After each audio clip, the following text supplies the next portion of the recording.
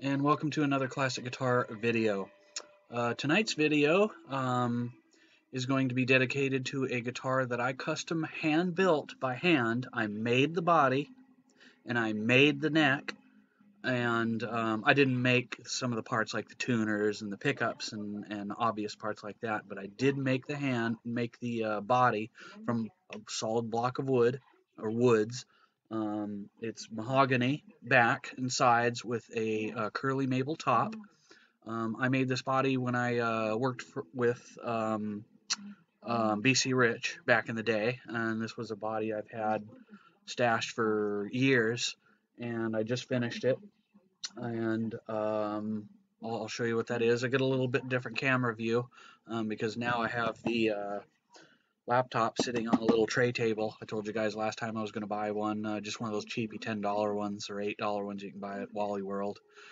So I did that, and so that way I can, because I was having trouble, going like this to behind me.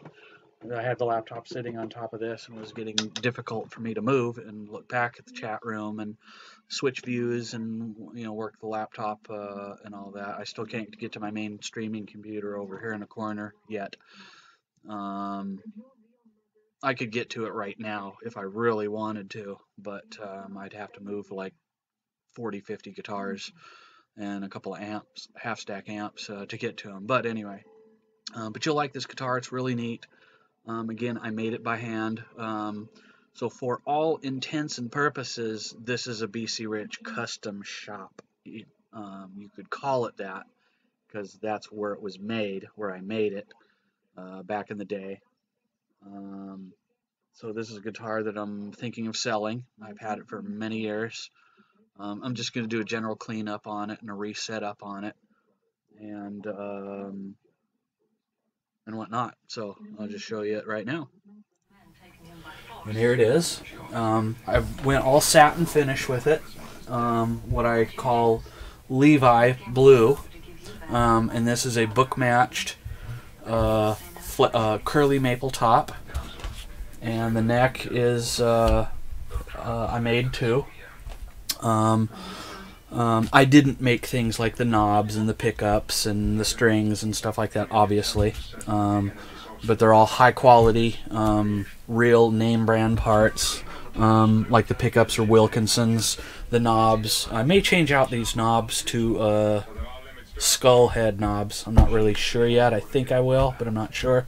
These are just Gibson black knobs with a Gibson 3-way switch and this this tail piece here. So it just has a standard graphite nut. Got Grover tuners on it. The neck is flamed maple. Real nice piece. I have a B.C Rich Custom Shop back plate that I may put on it. Because again, for all intents and purposes, this is a B.C Rich USA Custom Shop. So like I said, I was thinking of selling this guitar. This is a guitar I would probably ask and get. I really don't know. I'm thinking I'm going to ask somewhere between $800 and $1,100 for it. Probably more likely than not $800 or $900. Only reason being because it's kind of a semi-plain Jane. It's just kind of a Strat body and just kind of has a basic neck and just kind of has a basic, this, that, and the other. It's not one of those crazy B.C Rich shapes like a Warlock or an Iron Bird or anything like that. So I'm just gonna kind of do I haven't put my hands on this guitar in a very, very, very, very well, more than a few years. Realistically, I haven't touched this guitar in probably about 7 or 8 years. So I'm just going to put a basic setup on it and whatnot.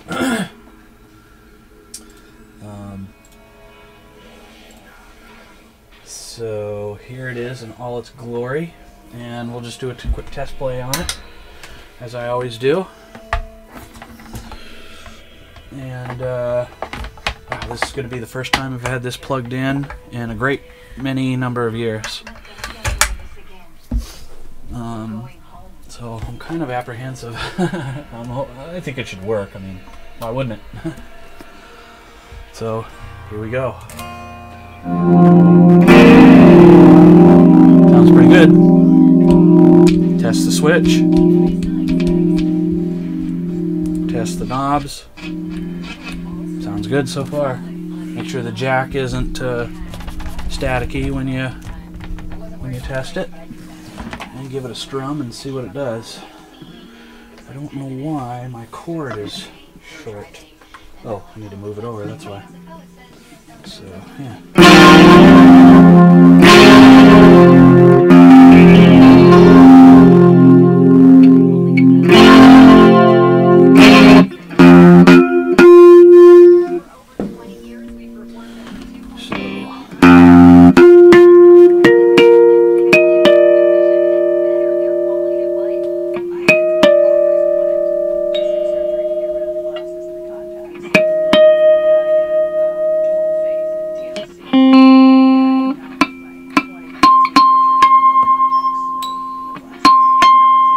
There we go.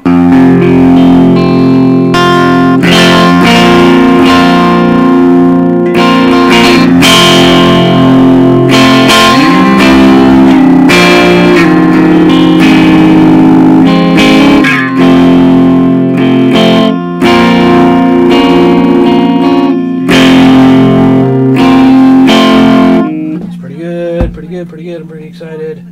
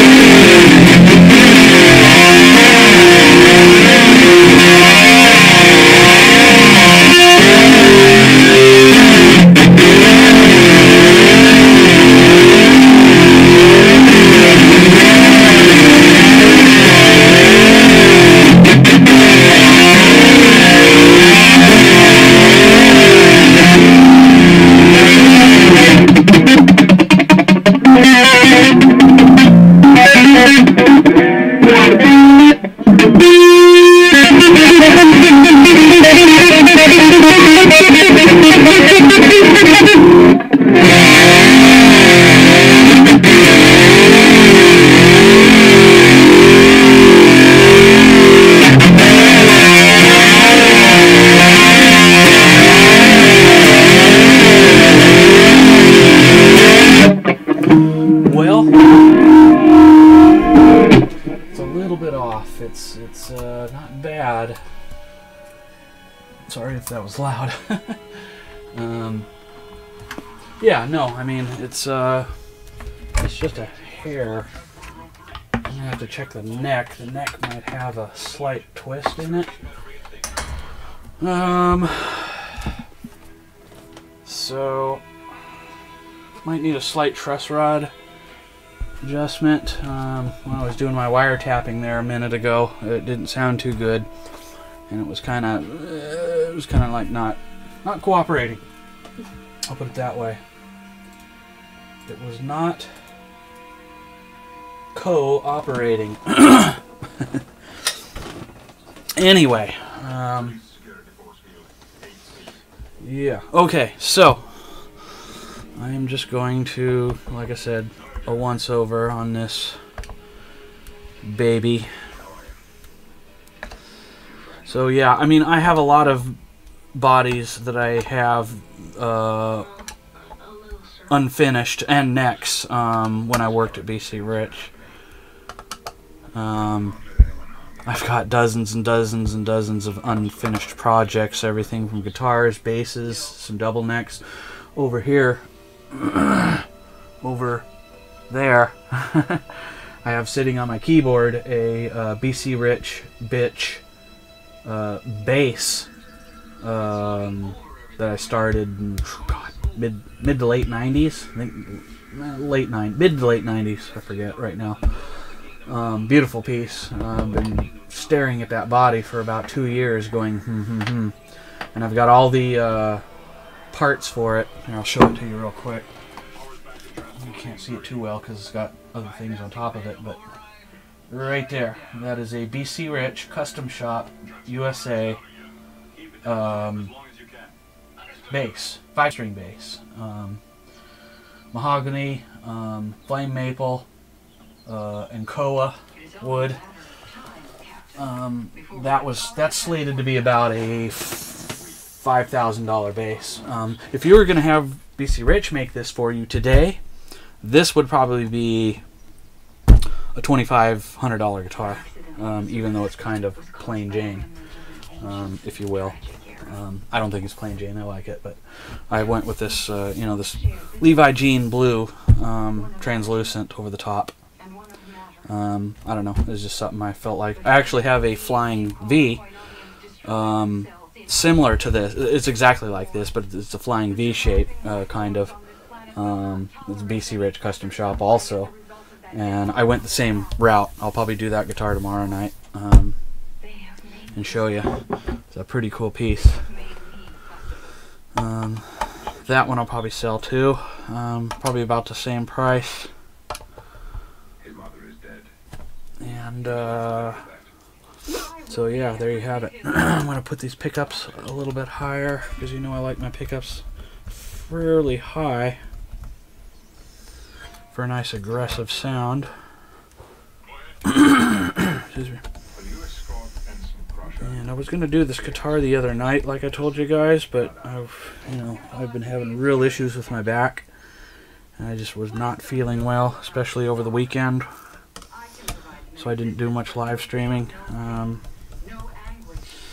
The place I mostly do my streaming, which is not YouTube, because again, YouTube is not a live streaming platform, it is a video upload platform. My Ustream.tv is closing. Well, they're not closing. IBM bought them out a few years ago, and they are stopping their free service August 1st. So after 11 plus years, they're stopping. They closed their IRC just a few weeks ago. So I've been streaming live there for 11 years. I looked at my stats. I have over 97,000 stream hours. Not viewer hours. Of me streaming. Hours of me streaming. 97,000. That's streaming 24 hours a day, 7 days a week, 365 days a year. Not even some of your high-end YouTubers have those stats. 97,000, over 97,000 hours. By the way, that's the record of Ustream. I hold the current record, 11 years on Ustream. So that's cool. Anyway, so they're still having their service, but it's not going to be free. It's going to be starting $99 a month up to $999 a month. So I think they are just trying to serve mid-range to upper echelon people and streamers, which I am technically there, but I don't think I want to pay. I don't think I want to pay $1,200 a year to stream there and not have IRC. They took their IRC away, so they're expecting. I don't expect the life of the service of the company to last more than a couple of years after that. I think they're going to find that. I'm going to adjust the pickup pull height. I think they're going to find that charging that much, they're going to lose a lot of customers in August. They're going to lose thousands and thousands of customers, let alone all the people that are free streamers. But even though we stream free there, our live streams are ad-based. So they do have a revenue off of free people. So there's that. So I'm probably going to switch over my streams August 2nd to Twitch. which is another good streaming service. I've actually been on Twitch since the first week it started.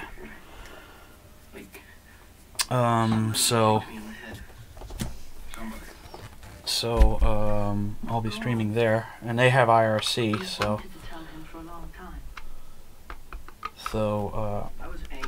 that's a little off. So I'll be streaming there as of August 2nd. I'm still going to do my YouTube videos and streams, but my main daily streaming is going to come from Twitch. August 2nd starting. So,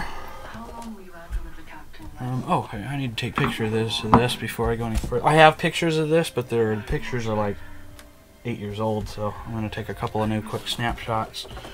So let me grab my camera real quick. You must be very angry at Lieutenant Worf. He was in charge of your mother's mission, just as Captain Picard was in command when Wesley's father was killed. Isn't that right? Worf came back. Your mother didn't. Why? Why weren't you the one who died? Why did it have to be her? He can't answer that. None of us can. I'm going to take some new pictures of it outside in the sunlight tomorrow. But these are just for now pictures. When I was alone, humans helped me. Let me help you. Marla asked her Oh, I think I took that one too fast, but okay.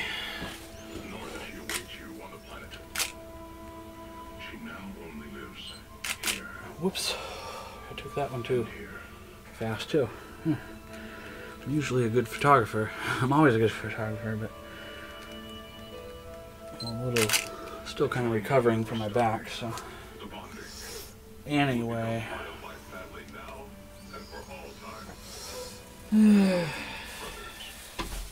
So I did sell that Gretsch that I finished the other day with you guys. It only took me 5 days to sell that guitar. Well, that's pretty good. Sell it after 5 days. I'm pretty happy about that. I got $480 for it, which was just what I was asking for it. Yeah, guy came, he saw it yesterday. Yesterday? Yeah, yesterday. And within 2 minutes, he was like, "Yeah, I'll take it." He was flabbergasted about it. So he was flabbergasted. Let me show you the neck and the tuners or growers, and they are badass. The headstock does not, I didn't make it a traditional B.C. Rich. I was going to make it an angled, you know, the old B.C. Rich angled headstock. I just kind of went with a small mini headstock. I don't know. Some people have razzed me for doing that way. And I thought, well, you know, the shape of the body is kind of Paul Reed Smith-esque, if you will. So I kind of went with a Paul Reed Smith-esque headstock, even though the body is B.C. Rich Custom Shop via my own hands of building it. It's not going to be a good place for that table for the computer, because now I can't get to certain areas of the guitar. Well, no, I take it back. I can't. I just have to replace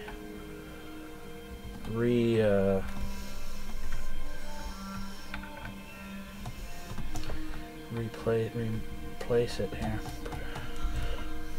So yeah, over time things like tuners will become loose because, you know, guitars are metal and wood. Metal and wood expand and contract, expand and contract, expand and contract. So you gotta tighten. You gotta tighten nuts, bolts, screws, and washers. It's just what you have to do. They're not real loose or anything. They're just kind of Just need to freshen up, if you will.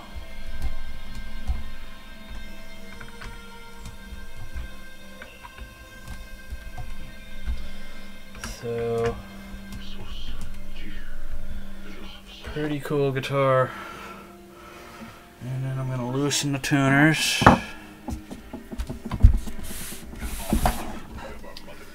And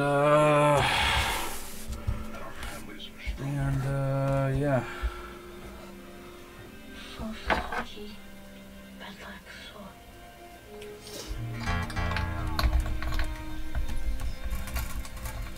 Now I could have went with a locking headstock and a Floyd Rose and all that,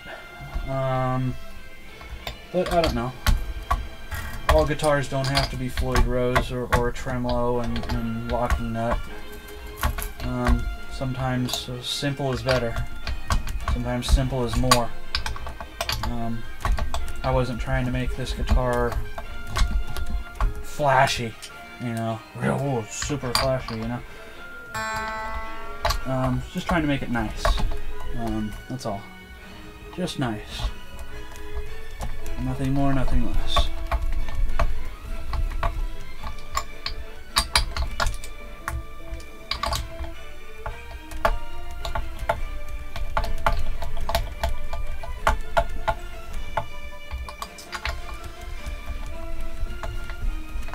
And I do like these string winders. Sometimes I like them, some days I hate them, because sometimes if you're not careful you'll scratch up or dent up or gouge up the you know, right here, the sides of the headstock.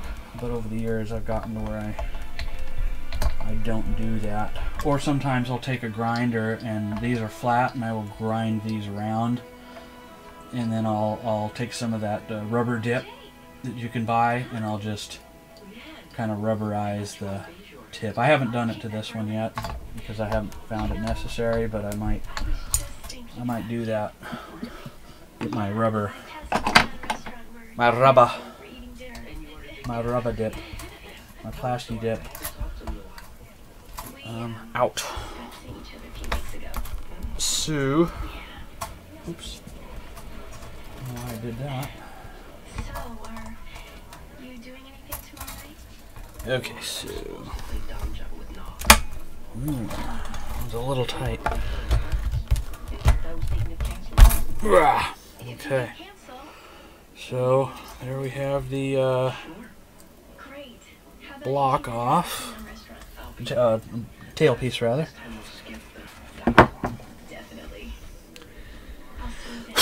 And I'll take these, move my camera view, take these off.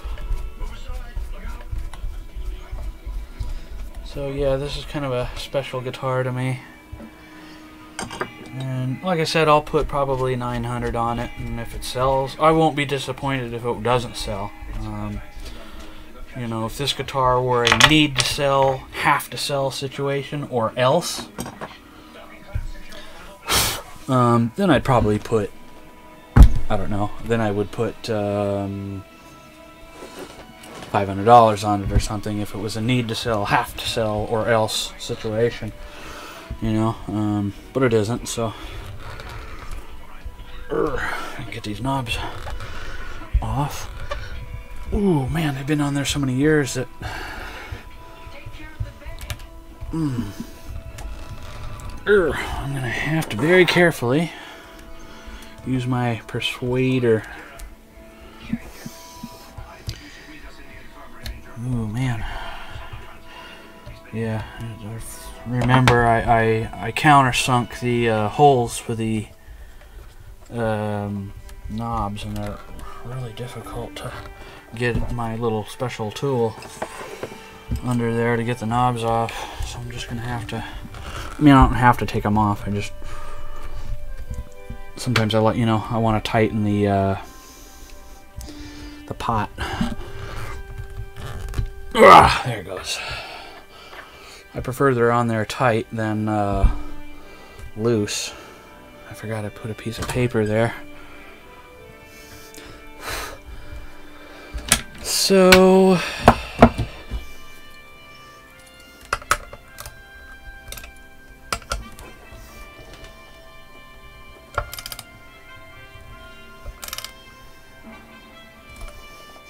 So yeah, that's all I have to do is just this. And I have to use the box end because, well, I don't have to. I could use the open end, but if I slip, I'm gonna gouge the body, and I'd rather not do that. So I just ratchet it a couple of teeth at a time while holding it tight. And voila. Voila.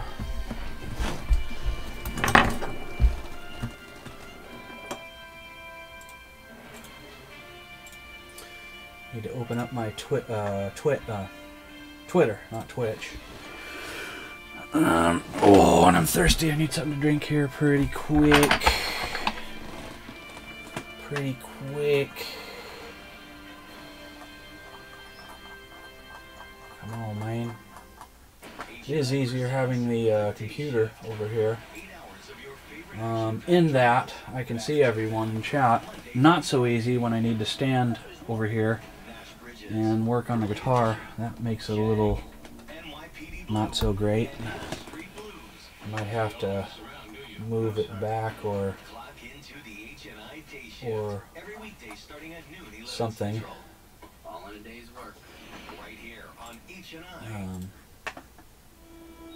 But anyway, yeah. So there's that. Yeah, I need to refile the graphite nuts a little. There's a little, got a couple little Sharpies on there I need to grind down, if you will. And I'll tighten the nuts, or the screws rather.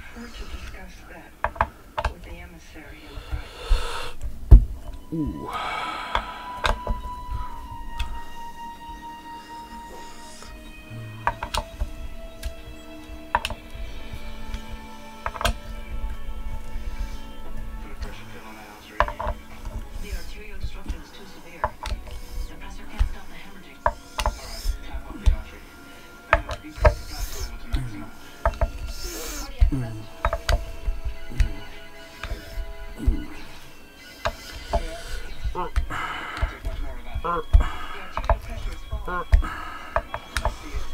As you guys know, I like to go pretty tight on neck joints here. Pretty tight. I mean, it doesn't need to be impacted down 150 psi or anything, but I likes it pretty tight. So we have a nice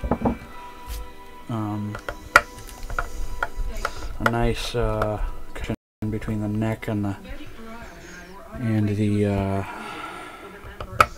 body. It was my intention to open talks between Bejor and Cardassian that would lead to a treaty and a final peace settlement. I'm just going to check the electronics here. Not that there's anything wrong, but you know I always give it a visual. Just for S's and G's. And I made this back plate just from a piece of raw stock. I gave the back kind of a different, kind of a hockey stick route, if you will. And plus I can show you guys my fancy shielding and my fancy soldering work. And I got full-size 500K pots and whatnot. Yeah, I have pictures of this, but I'm going to take some fresh ones just because I can. The credit goes to Without him, the talks could have never come this far. It sounds like you developed a deeper appreciation for Betty. And I think that'll do it. Oh. So yeah, just give everything a once over. Make sure the switch is tight on the inside. All the connections are good. I don't have anything coming unsoldered or loose. Check the jack again, make sure it's tight. And there you have it, you know. Whoop. Whoop.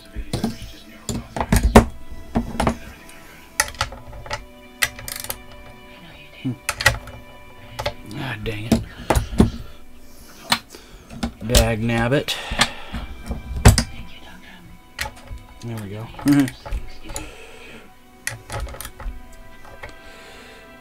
Okay, that's tight. Everything's tight and good and good and tight and good and tight and tight and good.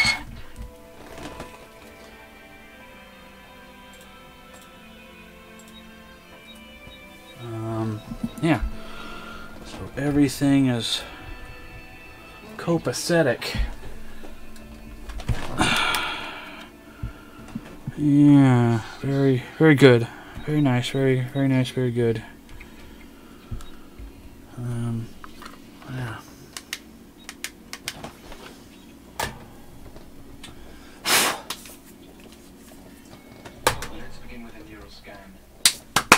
Okay.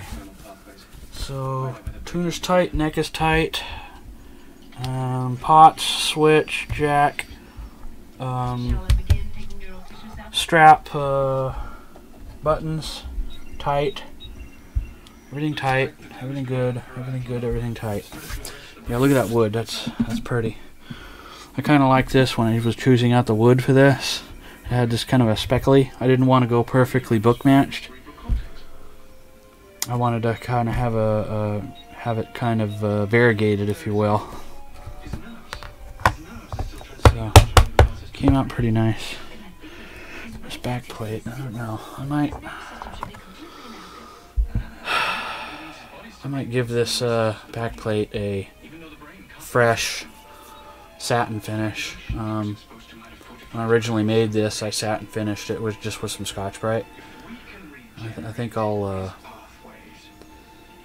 take that out to the shop and do that real quick, and probably the head, the truss rod cover too. I need to get something to drink though. I think I'll be right back.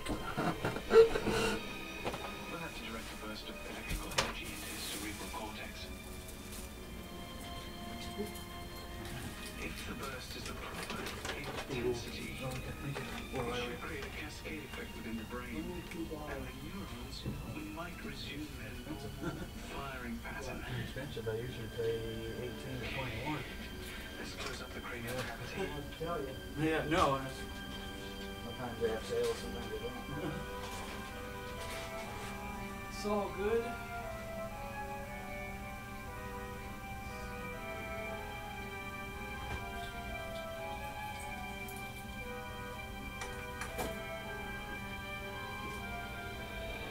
The neurogenic stimulator is in place. Let's try a 50 millivolt burst. Increase it to 60.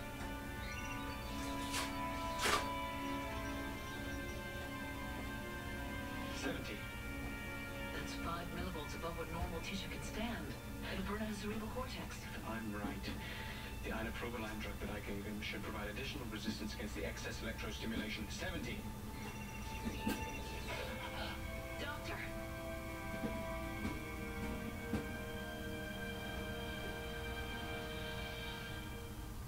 You're watching Star Trek Deep Space Nine. Engage in the conversation on Twitter with hashtag #AllStarTrek. Whatever there is, I want to hear it. Only on H&I. When you have indigestion, diarrhea. Girl, Pepto Ultra Coating will treat your stomach right. Try new Pepto with Ultra Coating. Did you know that a dirty CPAP system can make you sick? If you knew what could be growing in your mask and hose, it would keep you up at night. Now SoClean.com has released the world's first and only automated hands-free CPAP cleaner and sanitizer. With its patented design, SoClean is fast, effective, and hands-free, killing 99.9% of all CPAP germs.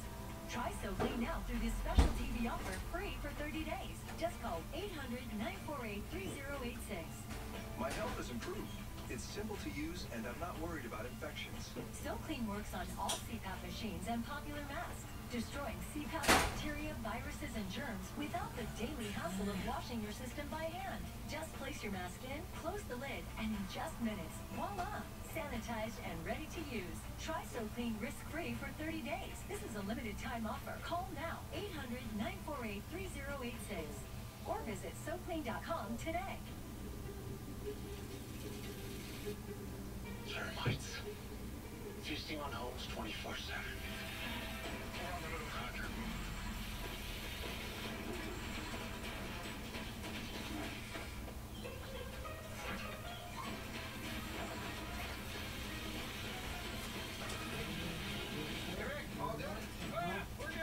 Great.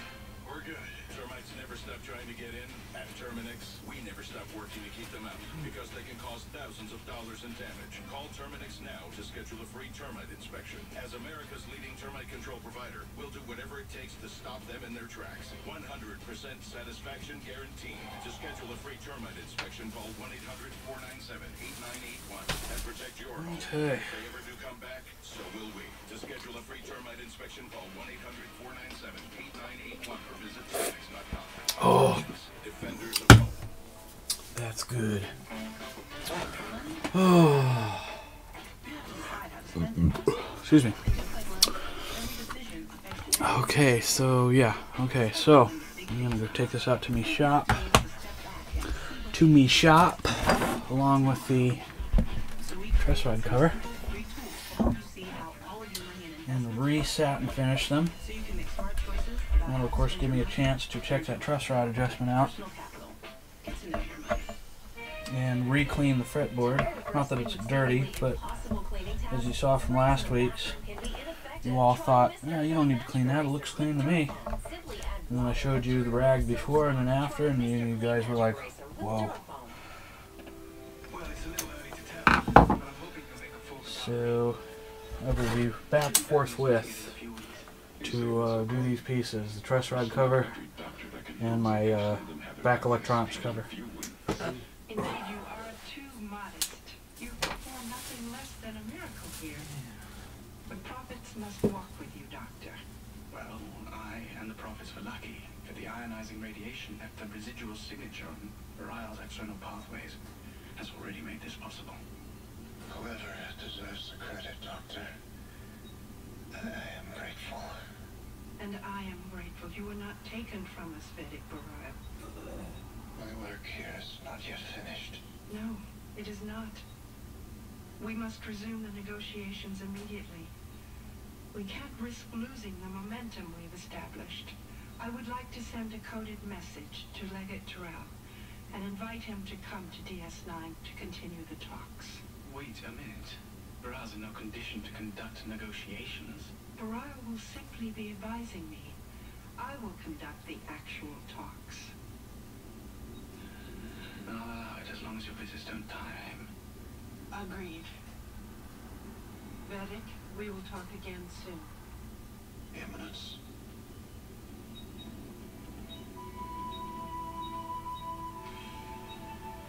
So, are we going to be playing spring ball next month? You bet. Although I'm afraid I might have an unfair advantage. You mean playing against a dead man? No. I've been practicing.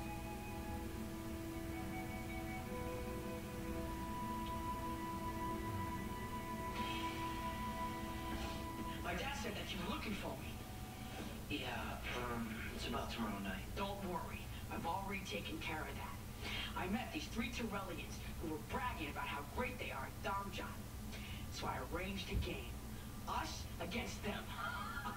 No, we have a little problem. No, we don't. I guarantee we'll beat them. It's not that. I just can't make it tomorrow night. But it has to be tomorrow night. They're leaving the next day. I made other plans. What could be more important than Dharmjot? I have a date. Oh, well. That's different. It is? Yeah. Money is money. But women are better. Is that a rule of acquisition? It's a personal rule. So, who is she? Leanne. Leanne. I hope she's as cute as Leanne. Your date? She has a friend, right? I'm sure she does. Then tell her to bring her along. No, that's not what I had in mind. That's because you were confused. Would you rather the three of us go out? When you put it that way. Exactly. Just one thing, Jake. You're still pretty new at this dating business. Just promise me you won't do anything to embarrass me. I'll do my best. Ah, this will be great. Maybe I'll even wash my loaves. I suggest we put off discussion of the Cardassians returning the orbs until diplomatic relations have been established. That would only delay an inevitable argument. But it will give the peace process a chance to grow. Once the Cardassians are invested in the process, it may be easier to discuss these matters. Very well. A wise decision, Eminence. I hope so, Betty Ryle. The first meeting with Terrell is scheduled for tomorrow afternoon. I will see you before then.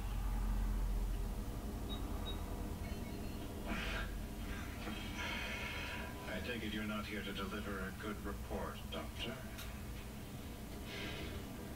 In order to revive you, I had to flood your nervous system with neurogenic radiation. Unfortunately, this has caused some kind of selective vasoconstriction of your arteries. The result is an inadequate blood flow to your internal organs. So what do we do? We'd like to place you back into stasis. Do some research on your condition. For how long? I don't know yet.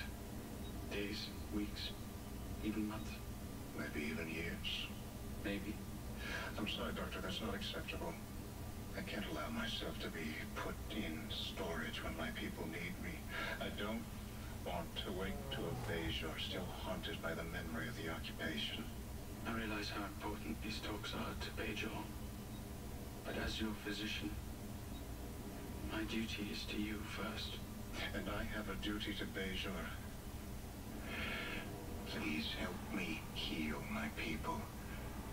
It's the only thing that matters to me. There is an experimental drug called Vasokin, which would increase the blood flow to your organs and might enable you to function normally for a while. But there is a great deal of risk attached. What sort of risk? In 22% of cases, Vasokin has severely damaged patients' lungs, kidneys, even heart, sometimes the brain. In your condition, it could be fatal. Nice.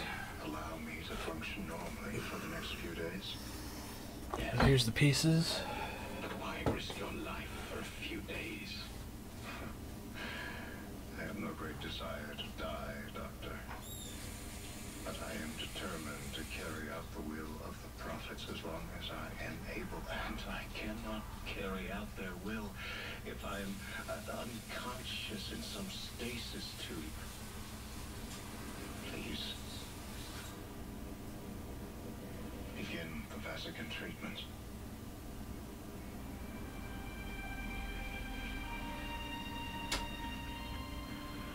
All right.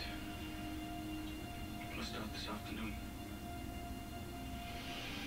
I only hope we don't regret this. So do I.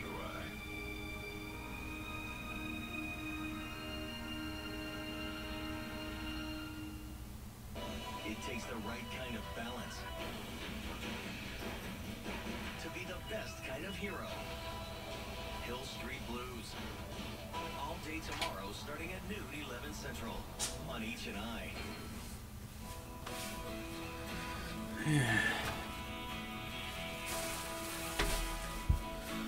Okay, so sorry that took a little longer,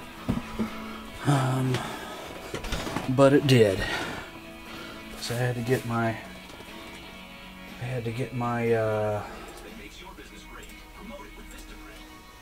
Sorry if my stream is, I don't know why it's not cooperating. Well, it is, but I had to get my my beverage.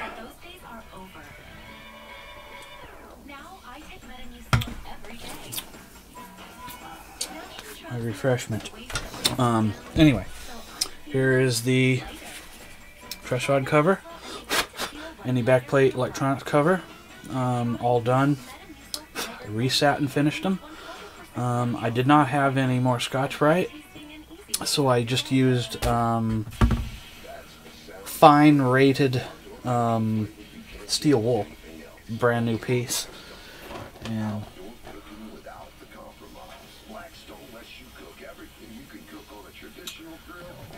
wrong way. So there it is, both pieces sat and finished, and now I can put them back. I gotta check my truss rod though first, and tighten my nuts on the tuners. I'll show you guys that. Yeah, I'm gonna have to rearrange this table here and move it back that way some more.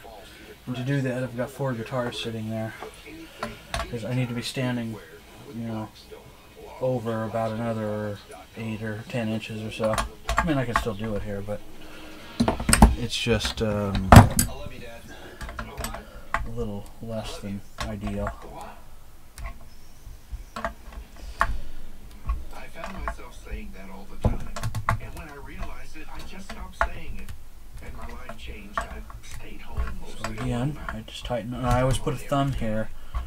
You don't want to just like that, because you don't want to round off the edges of the screw, or the nut rather, and you don't want to scratch the headstock and ruin a nut and all that jazz. So just go do my tightening.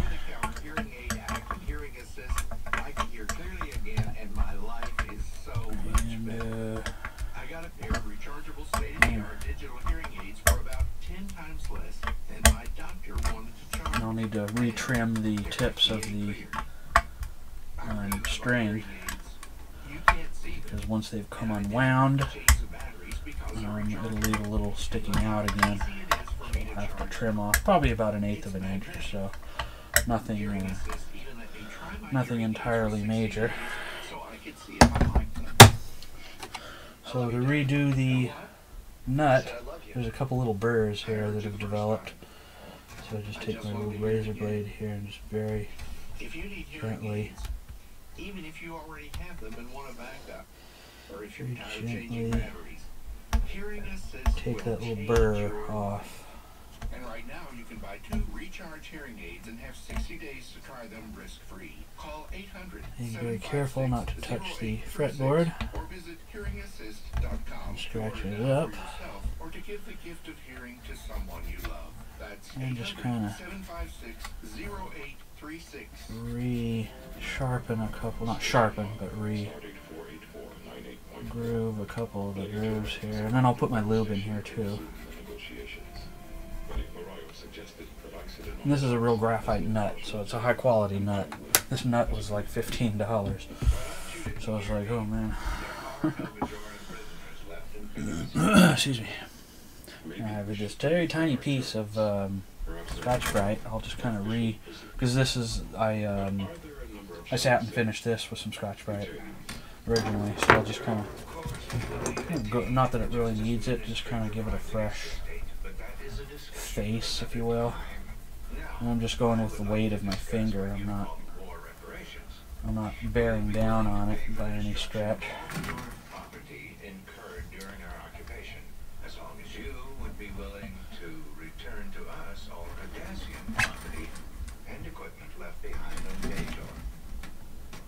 What sort of property? Oh, man, I stuck myself with one of the strings, see? See what I mean?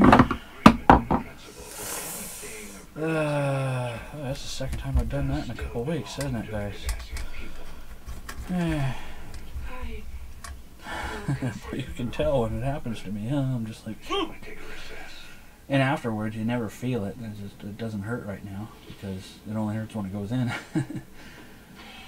But now I gotta hold my thumb up above my head a little bit for a second because it's bleeding a little bit. Whoops, I shouldn't have done that. Blowing something off my workspace and I blew it clear over to the other side of the desk. Okay, now it stopped bleeding. All you do is hold your hand over your head if you ever get a hand or a finger injury that's real small. Just hold your hand over your head for about a minute or so. Let the blood rush down. And see, you'll stop bleeding. I don't even feel it anymore. It just kind of happened to me. It was just one of them things.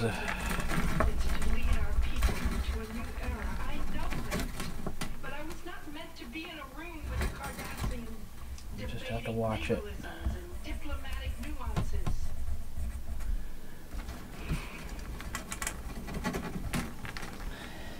I'm just lightly doing this anyway. I'm not bearing down on it or anything.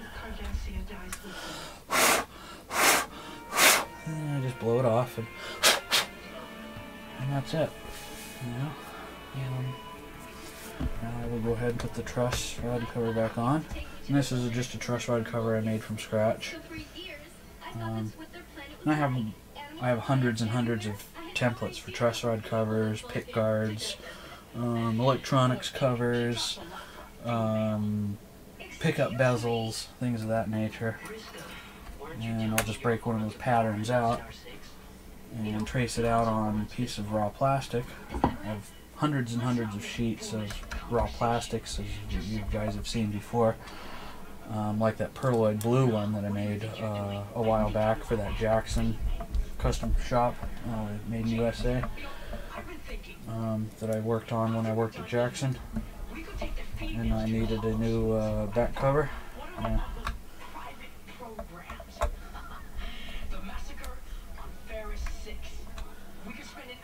Yeah.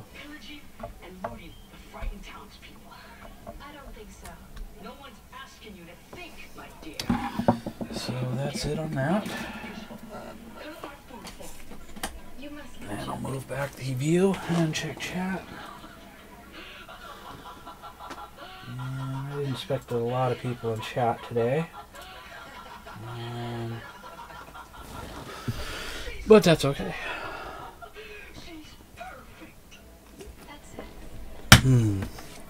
Oh my. Okay, so I'm going to take a before shot of the pick guard of the fretboard. And again, I'm just going to do a freshen up on it.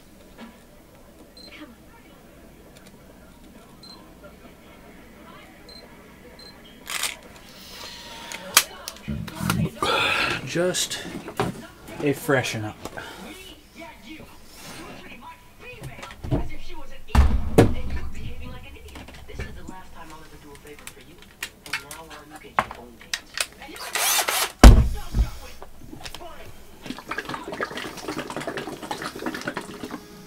Okay.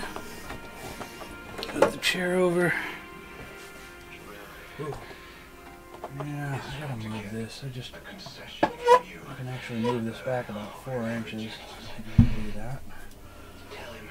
The question of the destiny property of Leisure was already dealt with in the armistice talks 4 years ago.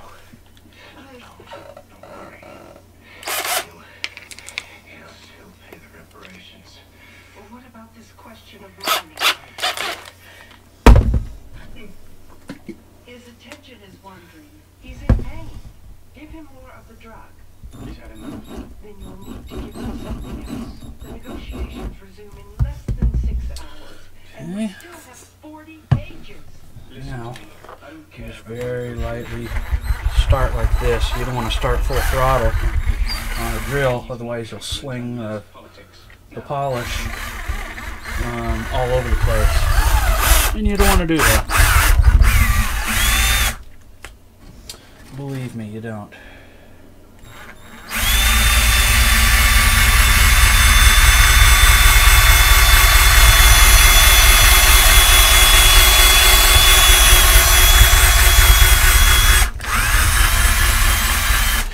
It's not going to last very long, is it?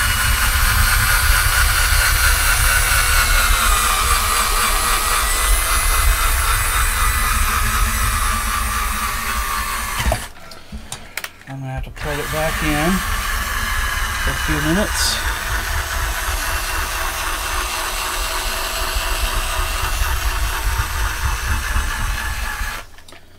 Oh, mercy.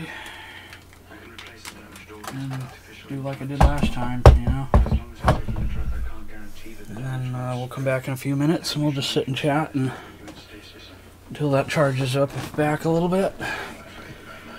In the meantime, I think I can maybe polish the pickups and the bridge while we're waiting. Waiting in abatement. Waiting with bated breath. Oh, a friend of mine dropped off me these Gibson mini tuners for 20 bucks, brand new, gold tone. Also, brand new set of black ones, 20 bucks. Normally these would be like 80 to 100 bucks. So he gave me a screaming deal, if you will. So, yeah, these Wilkinson pickups are brand new, and a lot of the B.C Riches come with Wilkinsons, brand new. And these are brand new too, still. So, just give them a little fresh up, you know. It's always nice to just give them a fresh look. So I want it looking pretty for pictures tomorrow. And again, I'm gonna be wanting $800–900 for this, which is very much a fair price for this. Because if you were to have B.C Rich make this guitar, they're gonna charge you about $2,800, maybe $2,200 on a real good day. And then you're gonna wait 6 months for it. I made this all in all from scratch in about let's see, I made this in 8 days. That was start to finish. You know, I put the frets in, did the inlays, and I kind of regret that I did the dots.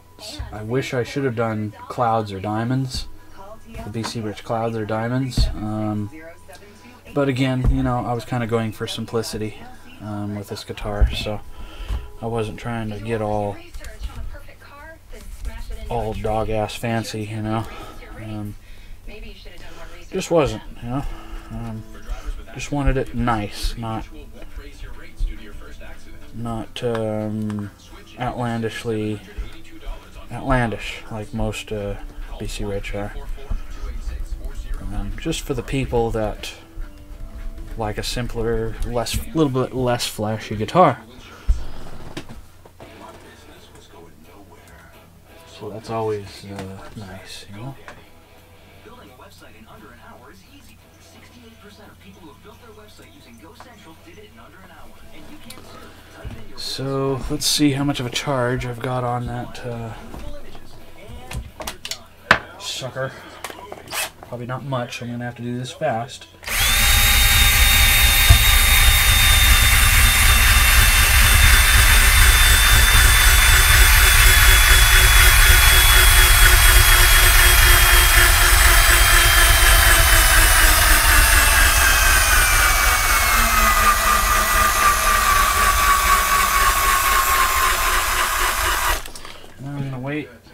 few more minutes and do it one more time, just for good measure. In the meantime, I will polish the mounting nuts for the bridge, for the bridges of Navarone. Well, not the bridges of Navarone, but you know what I mean. That you can complete these negotiations without him. But I do need him, Doctor. I realize that, but I want you to tell him that you don't. Again, just putting a fresh up on everything. Seeing how I haven't touched this guitar in about 8 years since I built it, and I only brought it out once in a while to show people my working skills. You know. And again, the finish is just a satin Levi blue, translucent, over the book-matched curly maple top. And it's a real curly maple top. It's just about, it is. It's a 1/4 inch thick. So that cost me quite a bit of money for the raw materials, you know. And this isn't a flat surface. It's you know, it's convexed, and it's got the countersinks for the electronics. I worked very hard on this body and guitar. I'll wait to polish that last. My back is starting in on me already, if you guys can believe. I'll just sit here a few minutes and talk with you guys, and some fresh cloths here. Of course. If the talks fail, you'll need someone to accept the blame. A scapegoat. You're a coward. You're afraid to stand alone. Ryle's already made his decision. I won't interfere. Yeah. Move that back a little. I won't forget what you've said here. Neither will I. Ooh, that sounds like a veiled threat on Star Trek there. Deep Space Nine. Whew, I need to open up my fan and windows, but I still have stuff piled up against it. I keep saying that, don't I? It's not real warm in here. Oh, it is. It's 78.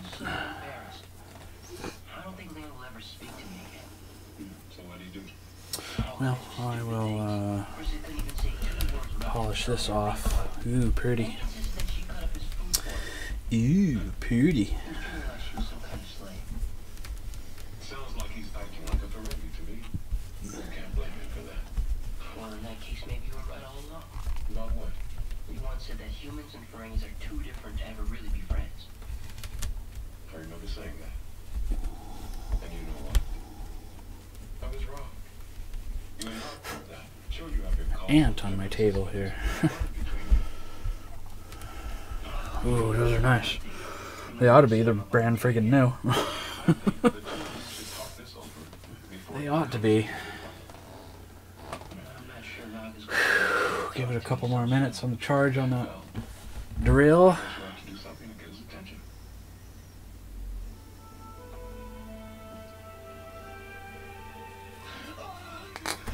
I think I'm going to put these back on, but just very lightly, and see what kind of skull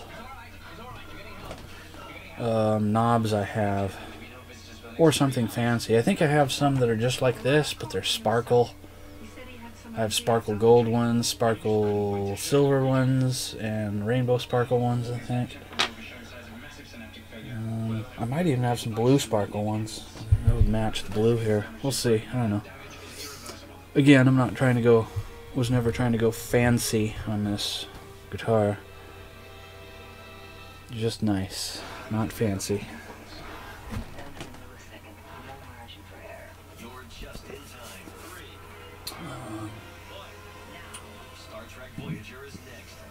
Be right back and get a fresh fresh refreshment. From the International Fellowship of Christians and Jews. There is an emergency food crisis for elderly Holocaust survivors in the former Soviet Union. This is a fight against time. What we're dealing with is coming out, meeting someone who's 85, 90 years old, can't get around, has no food, has no water, and just wants to give up and die. And that's where we come in. We are called to comfort these people, to be a blessing to their lives. For just $45, we'll rush an Set it down to 144. You can still watch it. Call right now. 1-800-324-5511. Cracking it open. They don't have food cards. They're made by the public. Sody pop.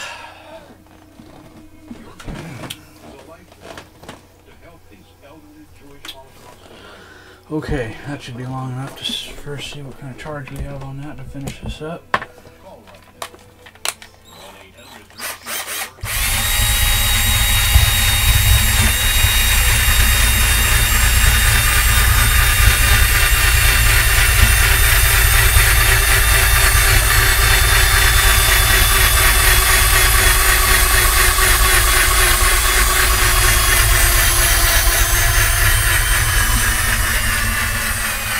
Okay, well, there we have it, folks.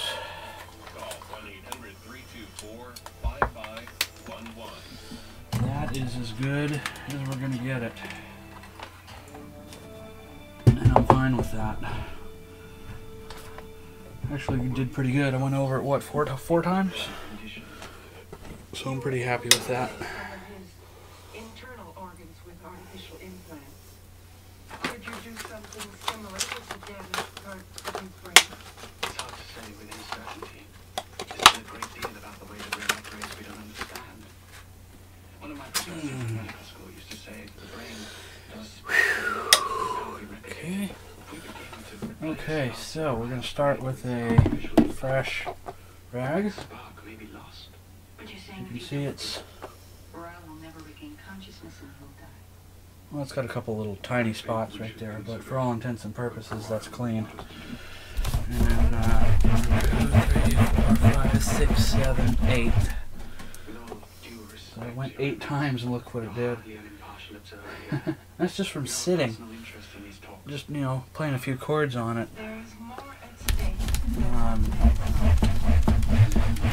Since I built this, you know.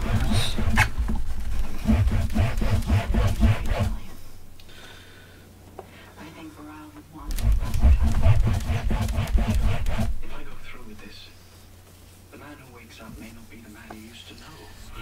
So, just kind of get in between the frets. And I put stainless steel frets in there, so these frets are going to outlast a human being. I mean,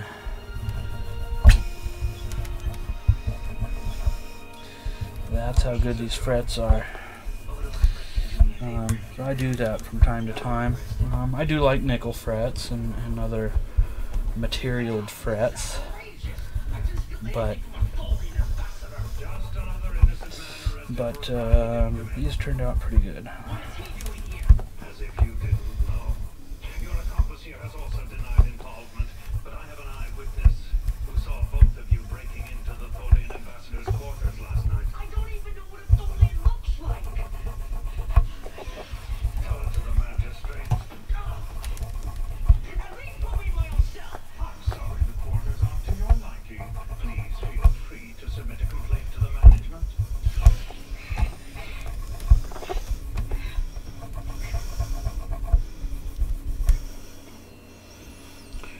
Post-traumatic implant is functioning normally. In the mid-brain interface is online and he's awake. Yeah.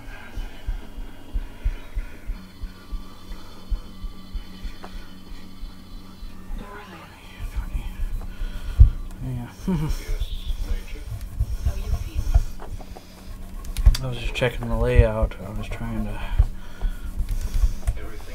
remember how I did the layout on this. In what way? It's hard to explain. But when you touch me, it doesn't seem real. It's more like a distant memory of a touch. Bennett, do you remember the negotiations? I have some questions for you. Of course, Eminence. I will do all that I can.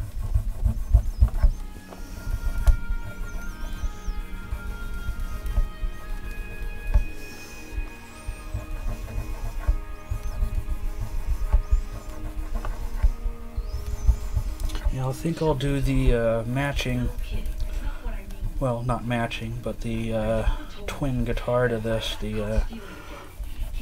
It's kind of a V, or a Randy Rhoads shape, but I built it exactly like this one, and you'll see it's got the same, almost the same neck, the same Levi blue that I did on it, and it turned out pretty nice. I think I'll probably do that one tomorrow night. We'll see how I feel first. I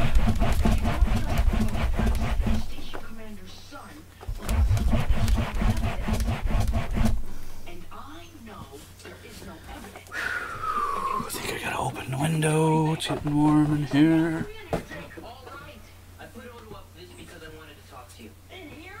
I didn't think you'd listen to me otherwise. Well, this better be good. I wanted to say, I'm sorry. I guess I just forgot you left the ring. You forgot. To most people, the lower is a giveaway. What I mean is, we spend so much time together, and we seem so much alike. Okay. I think sometimes I can open this. It won't be perfect, but it'll be something. I know we're different. I mean, anyone And then I'll turn the fan on who's known for anything low.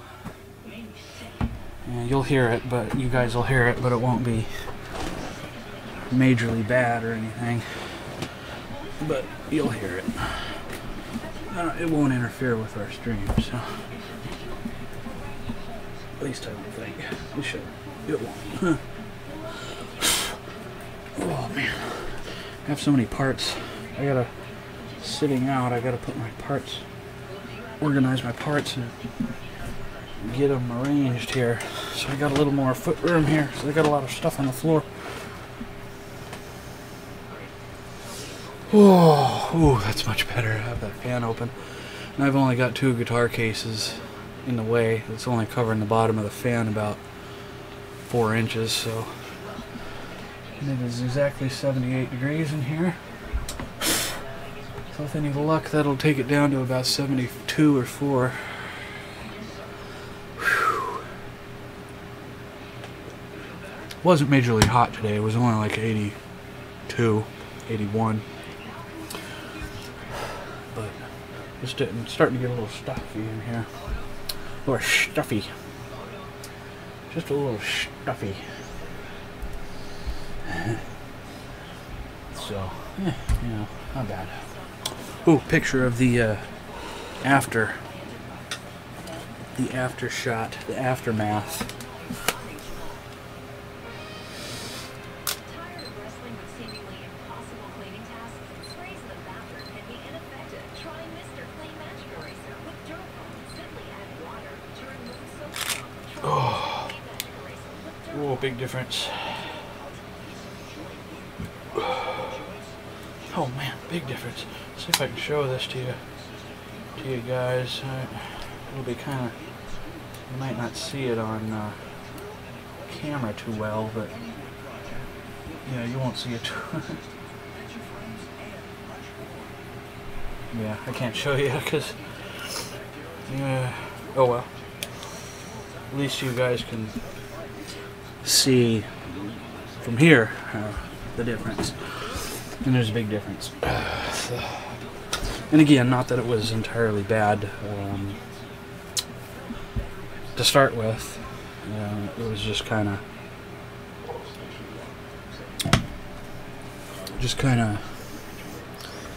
there. Just kind of needed a little freshen them up, if you will.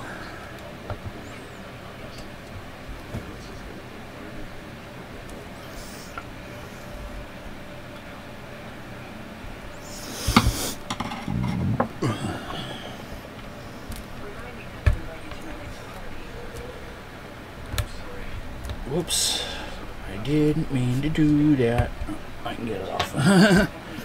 Okay.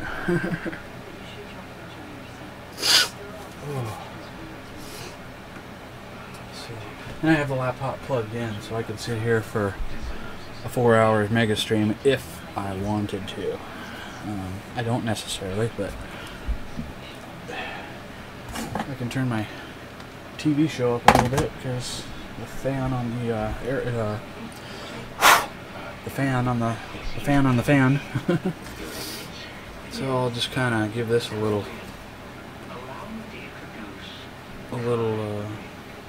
freshen up.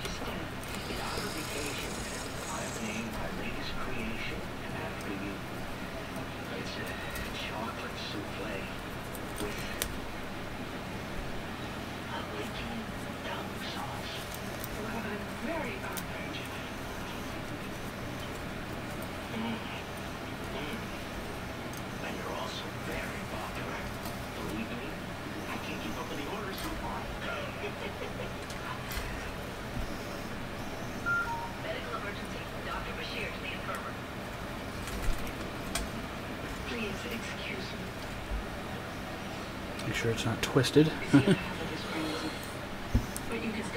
Don't get it twisted.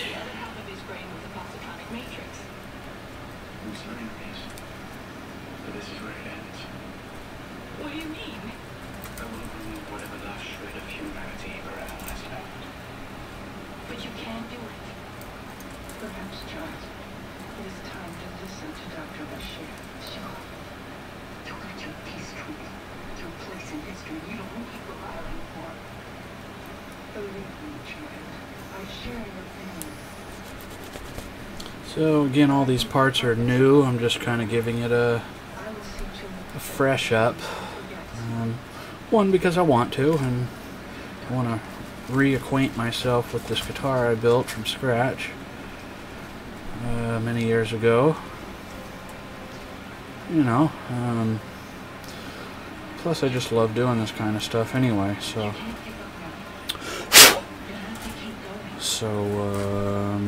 there's that. I'll put these back in. I'll put these back in. I'll need a big screwdriver. I'll just use this to get them started.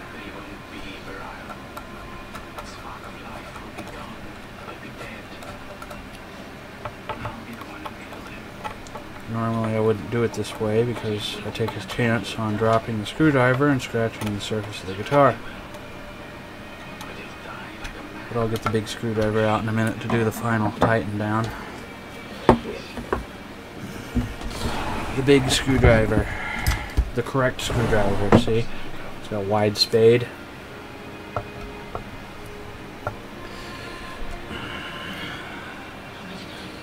It's not. Yeah.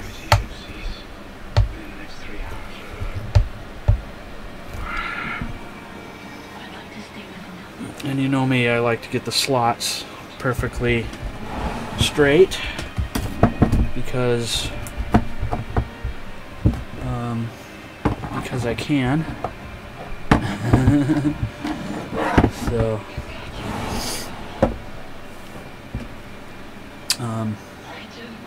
yeah. So I'm just going to take this rag and just kind of go over the top just to kind of get any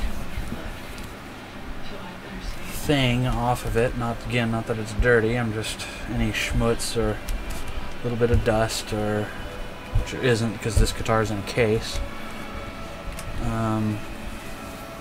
And this is kind of already impregnated with polish. Again, this is a satin finish, so you don't want to polish this too much. You just want to kind of very slightly go over it and just kind of give it an even finish. Otherwise, you will actually polish shiny your satin finish, and that's not the look I'm going for. Okay, so I'll grab this with the rag so I don't get new fingerprints on it, and put it back. And yeah.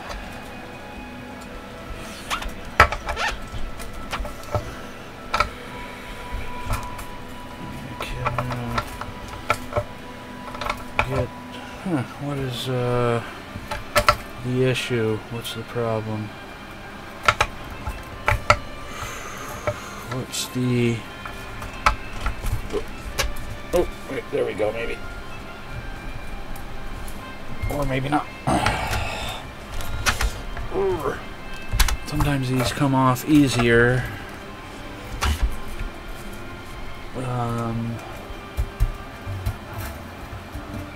So I'm going to detune the strings and give me a little more room.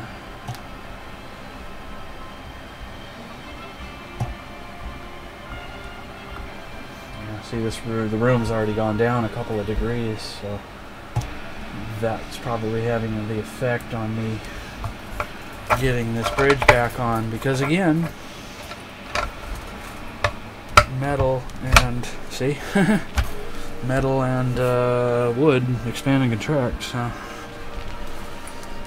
and just kind of, you have to kind of put it in place. So you take the butt end of a screwdriver and lay your rag down so you don't scratch, and then you'll hear it thud, and you'll know you have it in place. So that's pretty badass, as I would say.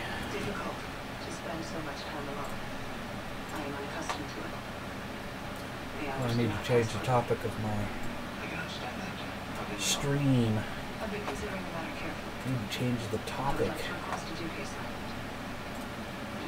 For some reason it's not changing. I don't know why.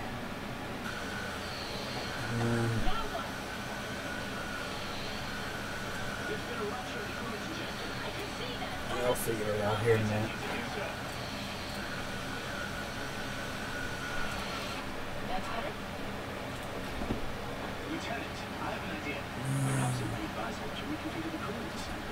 Custom guitar brush from scratch.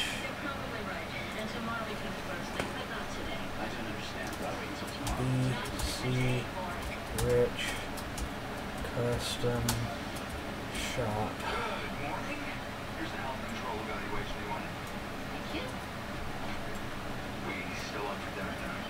B.C Rich Custom Shop, which basically that is what it is. Okay. Have you decided if you're going to? And my back is hurting a little bit, but when isn't it? So now we're watching Star Trek Voyager, which is what I always watch, as you guys and gals know. That's what I watch every single time without fail, because that's what I like. What can I say? I'm a Trekkie. I'm a tricky Trekkie. Oh, I need to put my lube on the nut. Even though it's a graphite nut, I still use. That's okay. Think about that dinner. I still use the piano lube, just for that extra oomph. Oops. You know what? It looks like I missed a burr, which is unusual for me.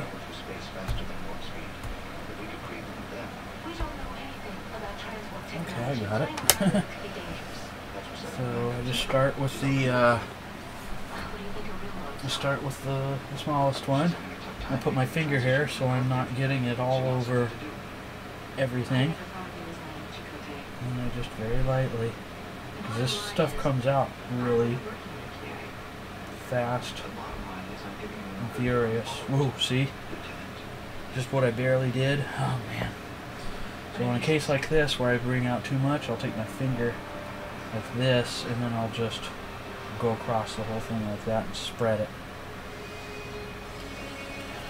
And then I'll take both my fingers like this and then I'll go.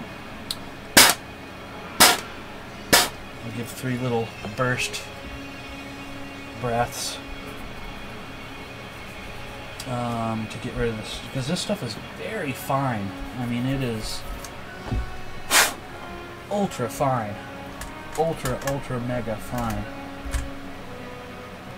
So I mean, it's even thinner than like baby powder or powdered sugar. It is just the finest stuff on the face of the planet. It really is. And as you can see, it's very hard to control how much comes out. It just is. But me doing that helps the nut from binding. Even though this is a graphite nut, even the best of graphite nuts or even brass nuts will bind. They just will.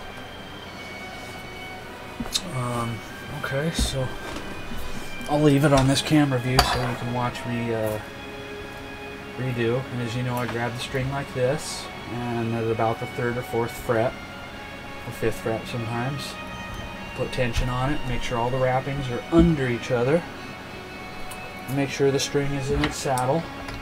I'm getting a little more room here, and I will wind up. And the reason why you want to put pressure or tension on it like this is so all the windings go back one right under each other, so you're not bird's nesting them one on top of each other. That helps a lot. It really does. And I don't tune it. I just put it in a general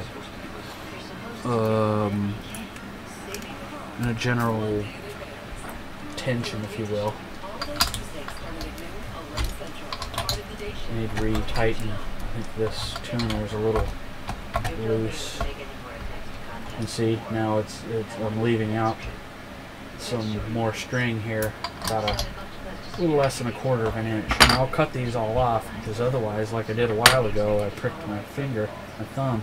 You run your hand across this by accident, you're going to be hurting, and then you'll be all bleeding and hurting, and you won't be able to play.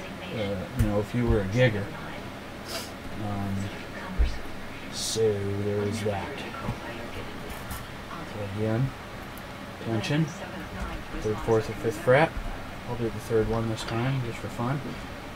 You see, I have a winding that's going on top of one, so I'll resituate it. Get my tension. Make sure the string is in its saddle groove, and tighten away. And you just go slow, because you don't want to take the edge of this and scratch up the sides of your headstock. And on to the next one. Now these, once you get to the unwound strings, you kind of have to put your finger under the bottommost wind and then put your tension on it. Otherwise, you're going to bird's nest the strings, and you don't want to do that.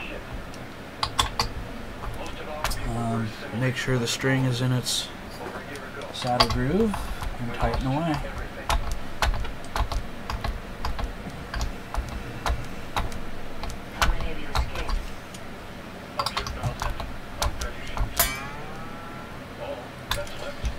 And E-string, tension. Make sure you get your winds all under each other.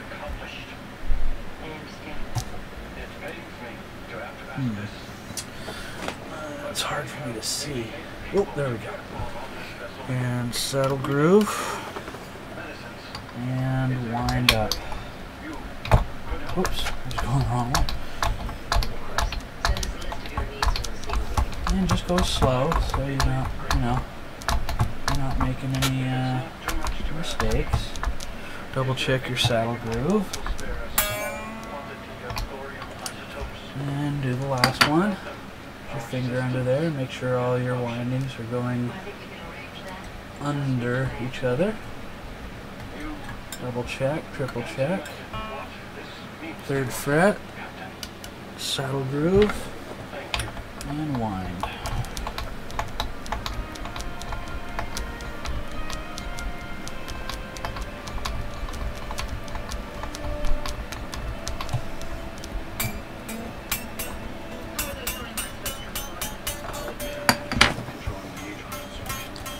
I hear a buzz. I don't know why I hear a buzz, but I hear a buzz.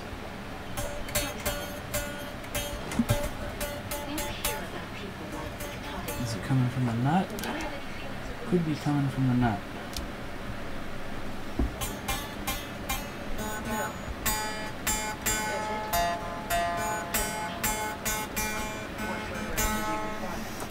I'll just double check and make sure the strings are in their groove, in their bridge groove.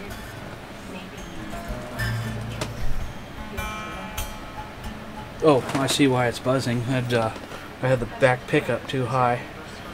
Well, I don't have it too high, it's just the strings don't have enough tension on them yet. So, but I will set down the height on the back pickup. There we go. And I bet the string buzz will go away.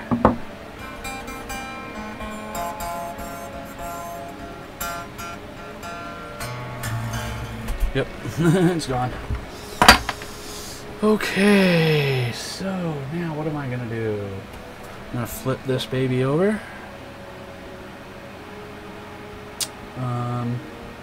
Yeah, flip it over, and just kind of. Oh, I can put the back cover on.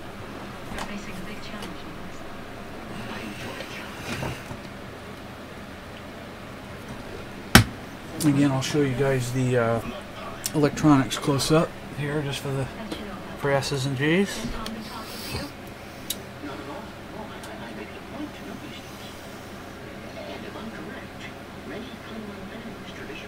Yeah, come on.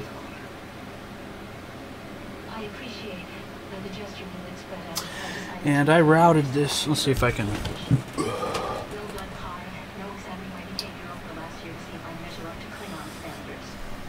There we go. I routed that out with just a pin router, a table pin router.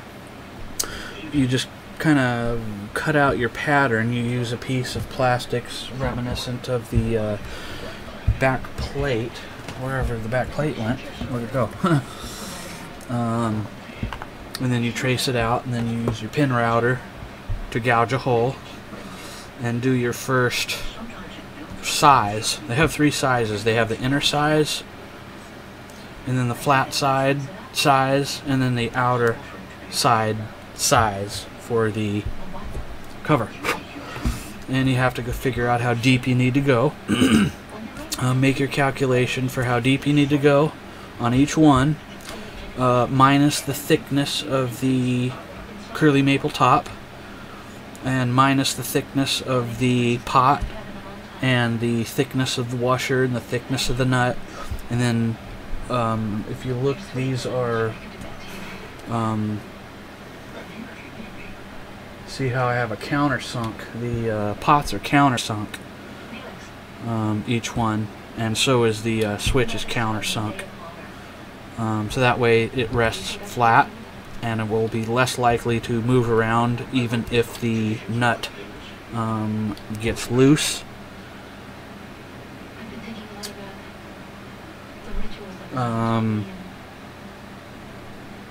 So yeah, that's how I do them. That's professional. That's how B.C. Rich does them still to this day. Gibson does them that way. Jackson does them that way. Paul Reed Smith does them that way. A lot of companies do them that way.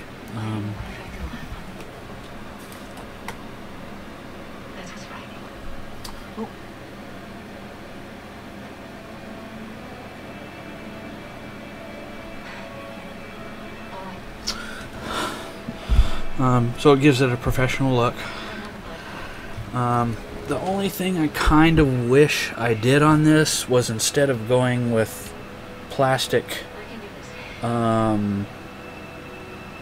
wire, plastic coated shielded wire, I kind of wish I would have went with steel braided wire, just for the extra shielding, the looks, and the longevity of it. You'd be able to open this cavity up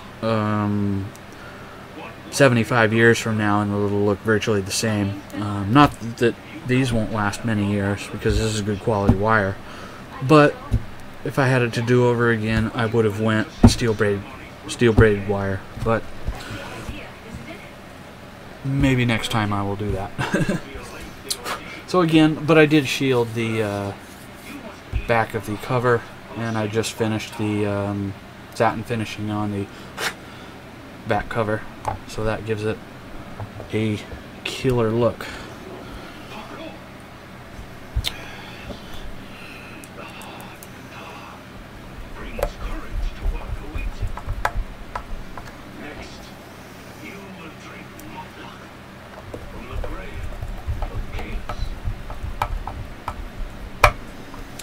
So, yeah, somebody will be very happy with this guitar. And again, you know, if it doesn't sell, or if it takes a year, 2 years, 3 years to sell, I won't be disappointed, because I'm still, even right now, very much on the fence about selling this guitar. You know, I just am. Because every piece, every guitar that I build from scratch or make from scratch, they're kind of like, and I might get flack for saying this, but they're kind of like each my pseudo-children, if you will. Because it's a lot of man-hours to build a guitar from a solid stock block of wood. Especially when you don't have all the fancy tools that, say, Gibson has or Fender has. I mean, I have a lot of tools and a lot of woodworking tools and a lot of things to make my job go fast, but you know, I don't have a CNC machine. I don't have, you know, I don't have a lot of things like that, and I'm fine with that. I like building guitars the old school hand way. I mean, I hand cut this body, I hand sanded it, I hand formed it, I hand glued it, I hand, you know, all in all, I probably have about, let's see, 10, 20, 30, I probably have 30 to 40 hours in this body, and probably about almost the same amount of hours into building the neck. So, you know, yeah.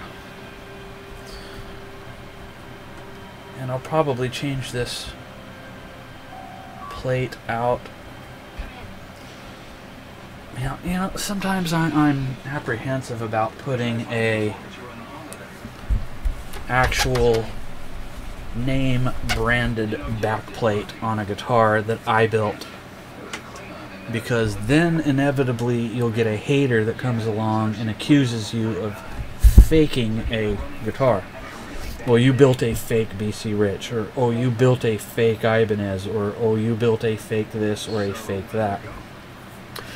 Personally, I don't consider them fakes, because I worked for the companies, so, and I built these parts when I was at the company, so I don't consider them fakes. I don't necessarily consider them official, but they are more official than some Joe Schmo making one in his garage and then putting a backplate on it and calling it a real B.C. Rich, or a real Fender, or a real Gibson, or a real Paul Reed Smith, or a real Jackson, or a real whatever. So that makes me apprehensive. But I do have original, unregistered, factory, custom shop backplates, neck plates I can put on this. I may do that, I might not do that, I don't know yet.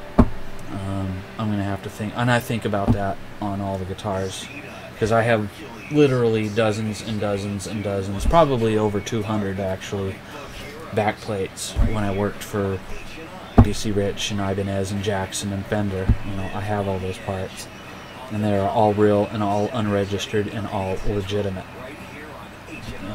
They were just stuff that they didn't use and they were going to throw away, and they deemed them no good because there was a little tiny nick on one end, or there was a little this or a little that. So they didn't, quality control said, nope, you can't use it. That doesn't mean the part is bad or broke or unusable.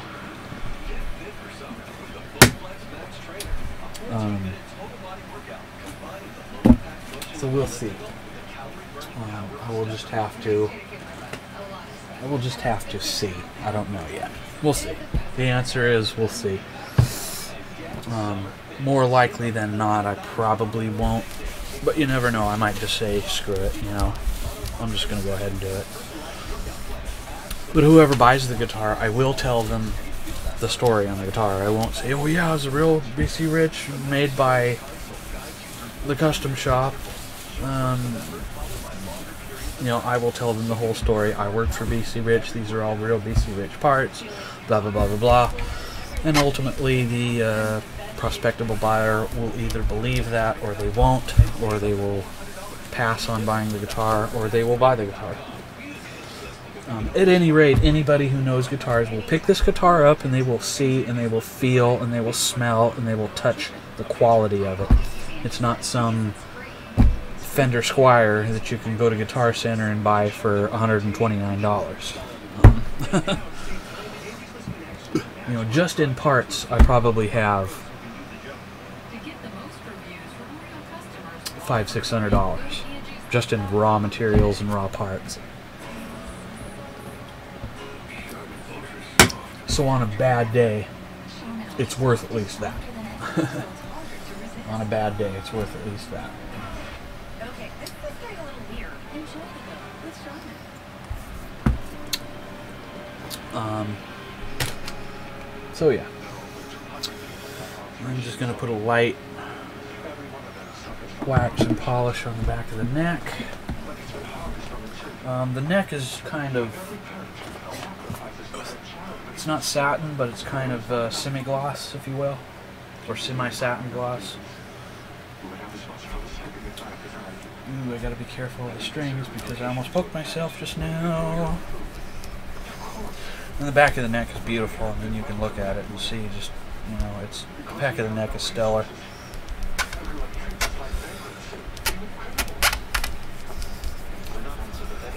So I just kind of go over it like this, and then just very lightly, because once you get past about here, the finish changes to a satin finish.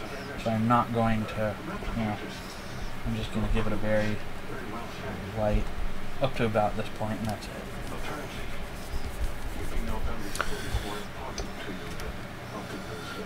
And just pick it back up and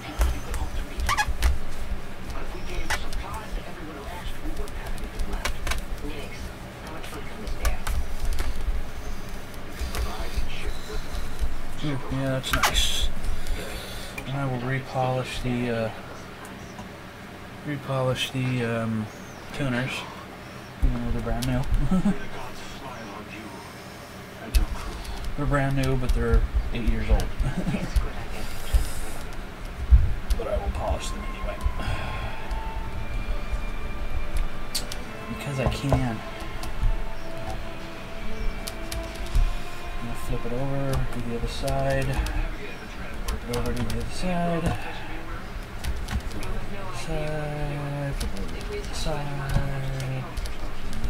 If you guys want to see the pictures of this tomorrow, you can look at my Facebook page, Klasic, Klasic Guitar on Facebook. Again, that's Klasic Guitar. And you'll be able to see the pictures of this tomorrow, weather permitting. I'll take the pictures tomorrow, but there's no rain tomorrow scheduled, so I should be able to run the pictures off about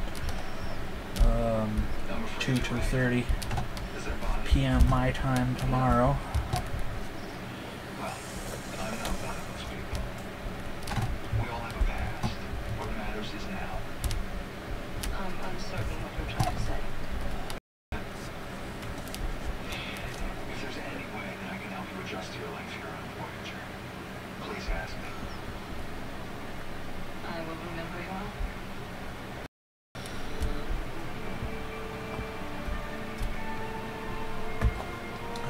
I like the Grover tuners, or Grover. Some people call them Groover, some people call them Grover.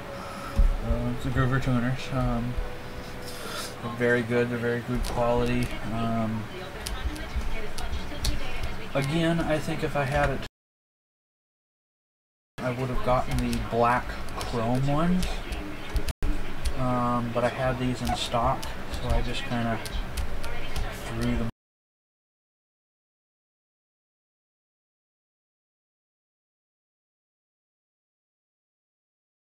But if I had it to do over again, I would have done black chrome. Same with the bridge tailpiece. I would have gone black chrome on that. But, you know, again, I keep saying, my goal was to not go ultra fancy with this.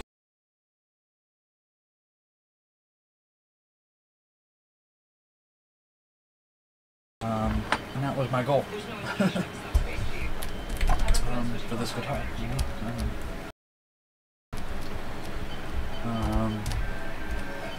But ultimately, I think that anybody who buys it will be ecstatic with it.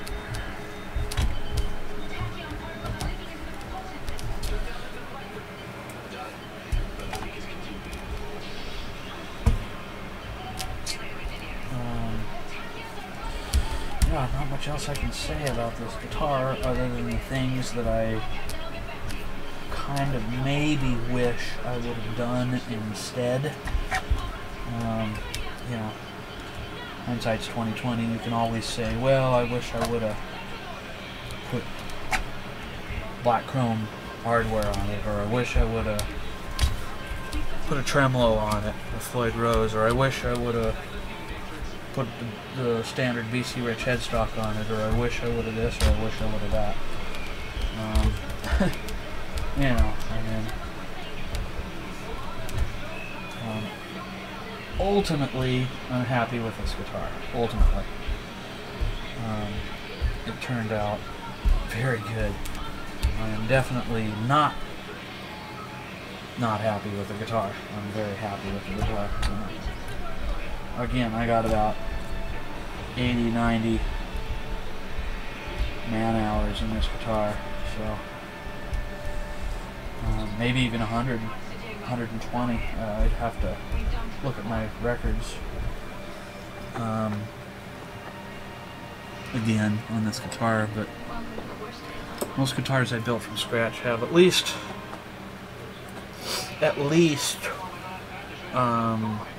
80 hours, and in a lot of cases, like that B.C. Rich bitch body, I've already got 100 hours.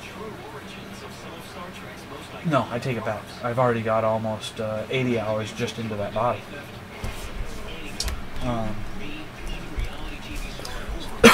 Excuse me. So that goes to show you.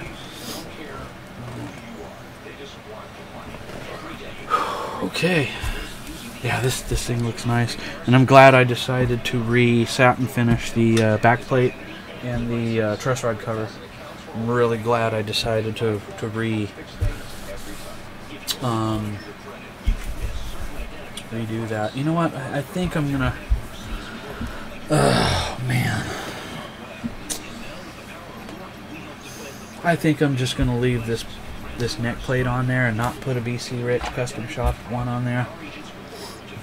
I really like to use those back plates sparingly because, you know, I've got about 200 of them, and that might sound like a lot to you, but I need to make those last basically a lifetime because I will probably never get more of them. Every once in a while you'll see one for sale on Reverb or eBay. You know, maybe somebody's got 1 or 2 or 3 or 5 or whatever, but you never see somebody that's got like 50 or 100 or 200 or 300 of them. You just don't. The camera view.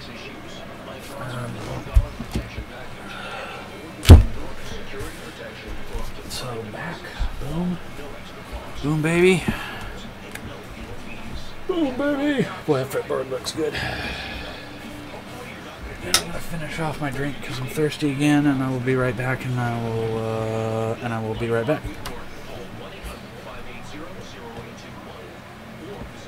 You can look at the stunning finish on this as I return momentarily. Tired of wrestling with seemingly impossible cleaning tasks? Using wipes in the kitchen and sprays in the bath can be ineffective. Try Mr. Clean Magic Eraser with dirt foam. Simply add water and use in your kitchen for virtual food in your car. To remove soap scum and other molds, to remove scuffs and marks. It erases 4 times more permanent marker per spray for tough kitchen and bath messes. Use Mr. Clean Magic Eraser with dirt foam. Brand new. How can you buy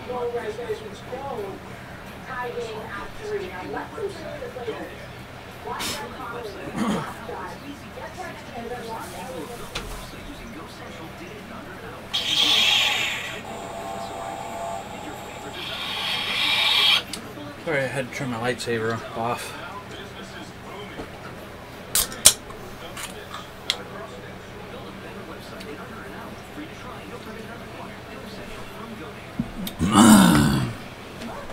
Oh, mercy. I'm so glad I swapped out this chair. I'm really glad. Because it's got the, you can't really see them in the shot, but it's got the arms here.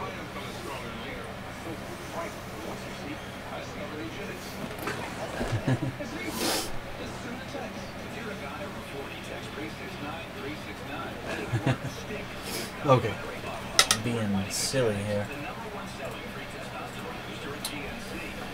Let's see what people are saying on the Twitter. What are people saying on the Twitter? Nothing. I guess nobody wants to watch me. Oh well.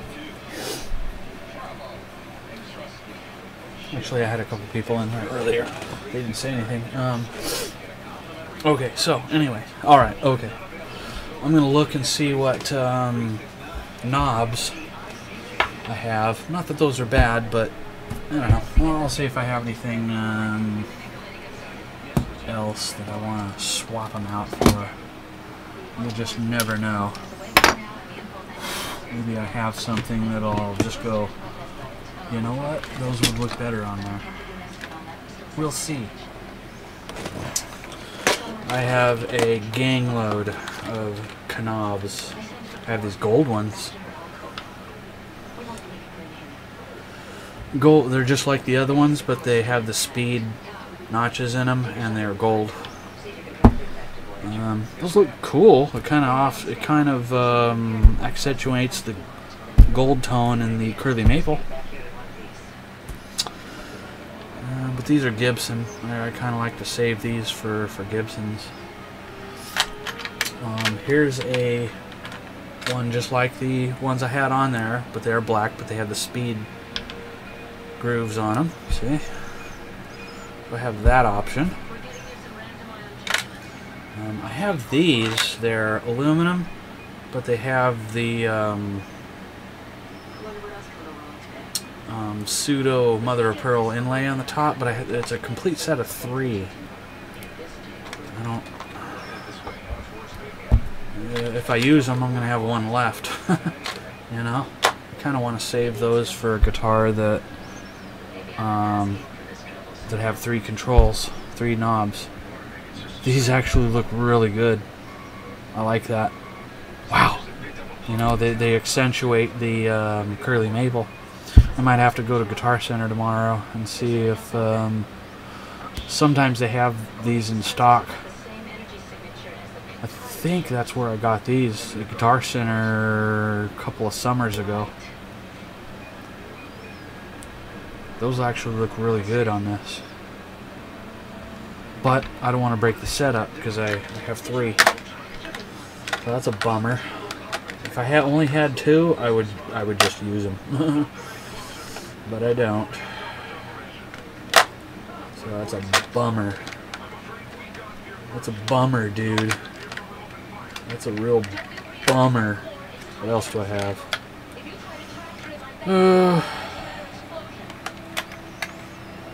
I have 2 more of the same. Then I have 3 more of the same, and the other ones I have these all chromium ones. I have a set screw. Okay. Gosh, I don't know. Those look okay, but I like the ones that have the pseudo mother of pearl. I don't want to use those because that's a set. I might have to just simply go to Guitar Center tomorrow, and here's more. I got so many of these. Just like, oh my god. I have another box with knobs in them. I mean, I've got hundreds and hundreds and hundreds and hundreds and hundreds of knobs, but I don't have any more of these. And I don't... Well, I did say I might use the sparkle ones, but... Thinking on it again, I don't think the sparkle ones go with the motif of the guitar. They're too flashy. So I think probably a trip to Guitar Center is in order tomorrow, and get another set of these pseudo mother of pearl aluminum side gnarled knobs, and I think those will look stellar on there. I just put these on there because they were just, you know, what I had readily available and out. Yeah. So I don't know. We'll see. Let's see what else I have. I have some more over here. I got boxes and bags and bags of boxes and boxes of bags of stuff. So I have no shortage of parts. That is for sure. I have 0 shortage. Damn, where's that stuff I bought from my friend Michael? I bought a shit gang load of... Oh, here they are. or is this one? I don't know. Fuck. Shoot, I don't remember. Dagnabbit. No, these are the parts I bought from my friend Michael Guerra recently. Huh. I don't have very many knobs in there though. I have some, but there's a 4-ply Gibson Les Paul. No, I take it back. It's a 3-ply pickguard. Oh man, I don't know. Well, I know for a fact I don't have another set of those pearlized, topped, inlaid aluminum knobs. But I think what I will do for the meantime is just put these back, and I will make a trip to Guitar Center tomorrow and see if they have in stock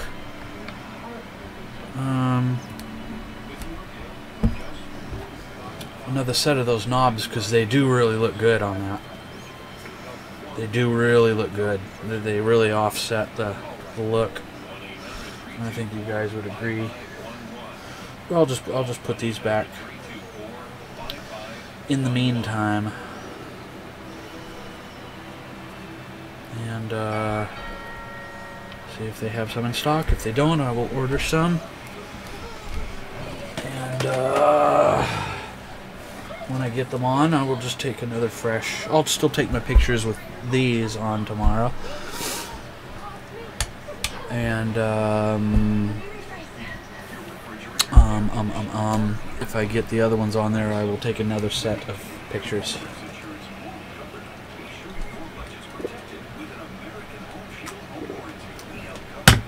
Because you know me, I like to take pictures anyway. So okay. Okay. So time to put the setup back on it. It's already basically set up. I won't have to do too much adjustment to it. I'll just kind of have to put it back and retrim the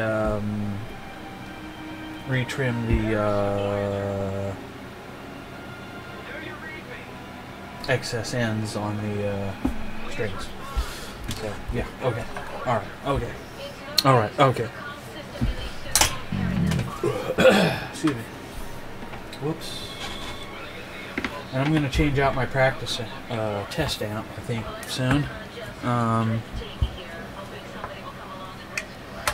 Not that this Roland is bad. You know, I have this Ignator up here, and I have this Blackheart mini half stack up here. And I've been saying for the longest time, I'm going to put a wireless. I have several wireless systems over here in the corner. That way I can eliminate having to hook this cable up, and I can just plug in a wireless. You know, even though my amps are 2 feet away from me, you know, you still have to deal with the cord. So, okay. Anyway, all right. Put the guitar in a basic tune, a tone tune. I'm gonna have to redust in here again. Woo, that sounds awesome. I mean, listen to that. That just sounds badass. Now, see what I mean by just putting a little more tension on this, and that goes away. It's not that the pickups were too high or there was a problem with the nut, there wasn't enough tension on the string to lift up above all that. So anyway.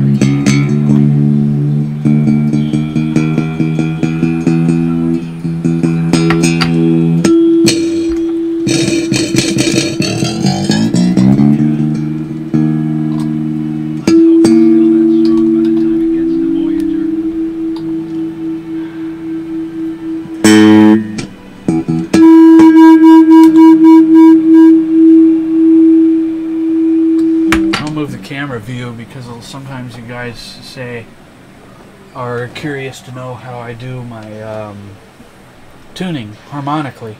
You know, you hear that boo boo instead of just, you know, doing the old-fashioned note to note. I do harmonically. See? You go 1, 2, 3, 4, 5th fret. And then the 7th fret on each string, and then you go 5th, 7th, 5th, 7th, and then this one you do have to do open, or you can go whoops, or you can go 12th fret and open. I'll show you that in a minute, but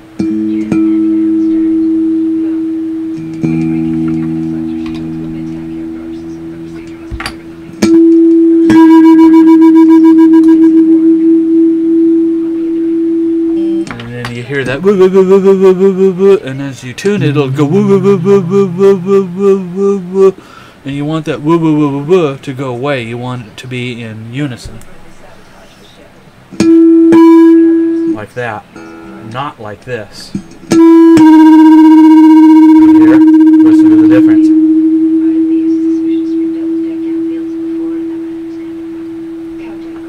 That is unison, and then if you go. Hear that? Perfectly in tune. And then when I do that, I will adjust the string height, and then I will re-intonate it, and then it will be an absolute perfect pitch tune concert.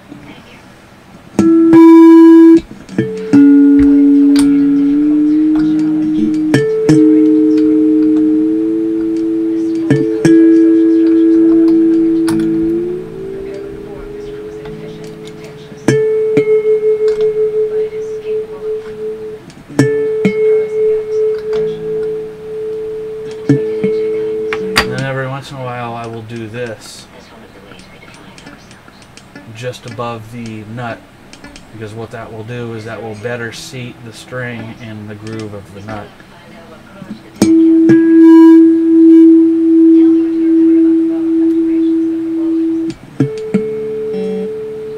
There you go.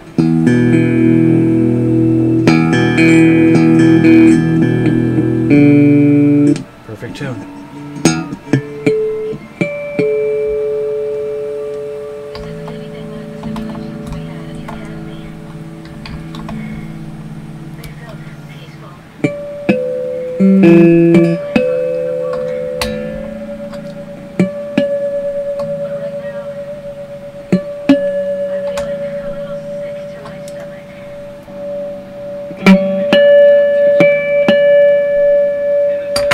See, it's getting closer.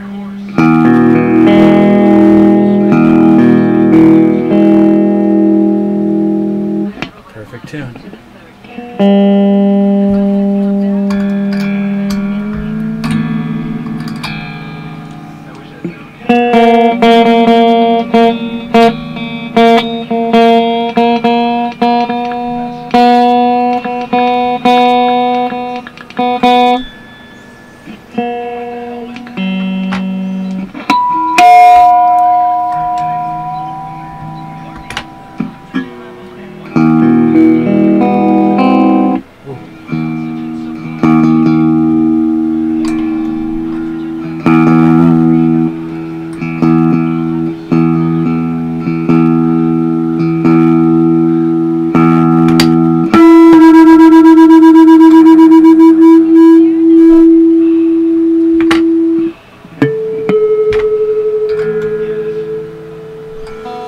Final tune, I will pick the guitar up and I will hold it, because tuning it like this in this position with the stand here, it actually will make the neck go like this. It'll give it a very starlight fleck because of the weight, you know, you're putting on it.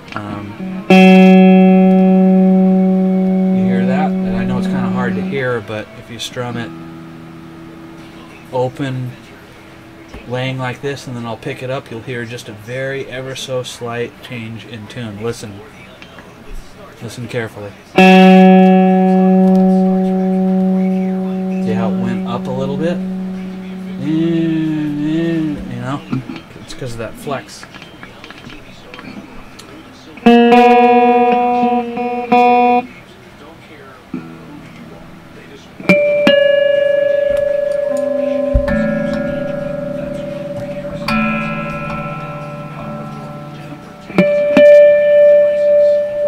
See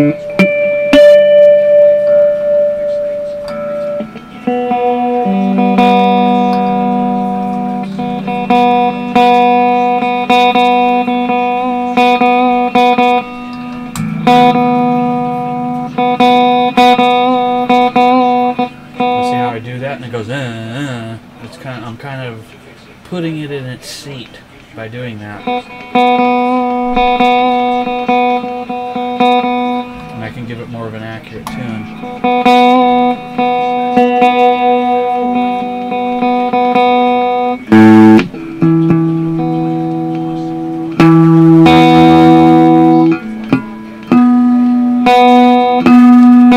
You can harmonically tune by doing it at the 1, 2, 3, 4, 5, 6, 7th fret harmonic, and then open B. Hear how it's the same?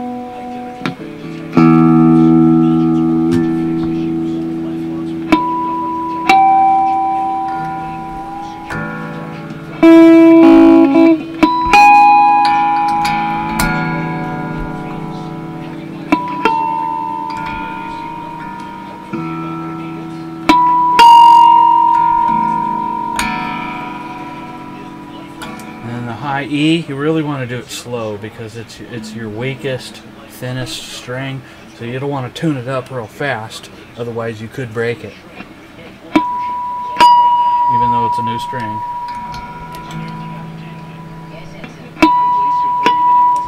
Now it's almost in tune.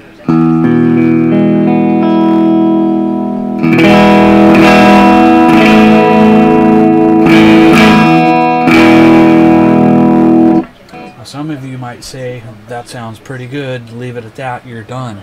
But that's actually, that's about 97–98% in tune right now. Not 100%. It's close. We're getting there, but it's not perfect. We're getting close.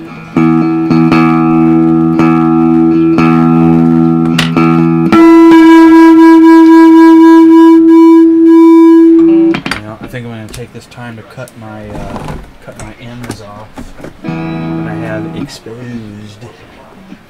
I have them exposed. So I will grab the end and I'll slightly pull out, and that will bring everything taut. Take my finger, and it's hard to see, but and I will put it ever so slightly in the jaws of the dikes and cut. And me doing that, it just makes me able to hold the piece, the little piece, so it doesn't just go flying off into Never Never Land. And then if I'm walking in here with bare feet or something, I step on it and go, oh!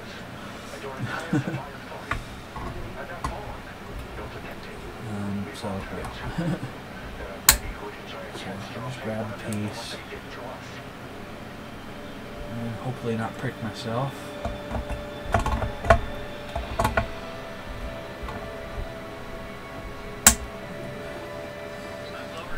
And I do that with all of them. Pull it taut. Pull it taut. Grab the piece. Pull it taut. Grab the piece. Cut. And I'll just put it in my little pile of trash here and throw them away. I don't like to leave those around because, I'm not walking around here very much on my bare feet, but if I do, I don't want to go stepping on these little pieces. Then I will be hating life.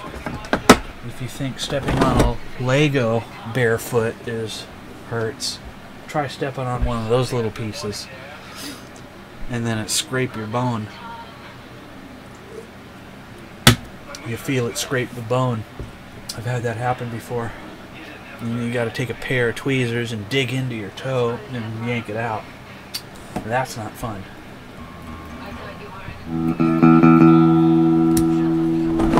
Now see how the tune went up just because I cut those little ends off?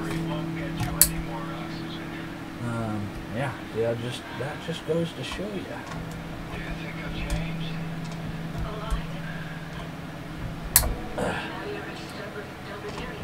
Still need to take a couple of little pieces off. I try and cut them as close as possible, and if there's still just a little tiny stub sticking up, I will bend it. I'll take the edge of my dikes and I will bend it up. So that way one will be even less likely to run your hand across that and get it caught. See? Right now I can run my hand across this up and down and I won't get caught. Now if those pieces were still on there, I'd be going, oh, and my hand would be bleeding in front of you right now. So, yeah. Okay, so back to where we were.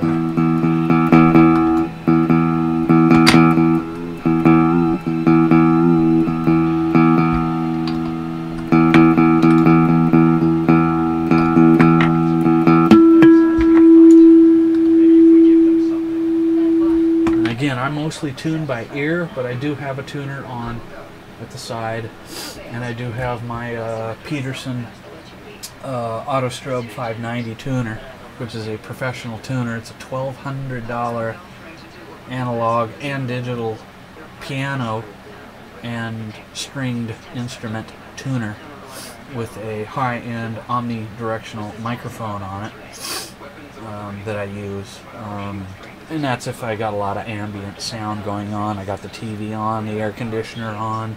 My brother in the next room is listening to a YouTube video real high. There's a siren going by. You know, I'll turn those tuners on and kind of help my ear, if you will. But mostly I tune by ear, because you know, that's what I've been doing professionally for 36 years.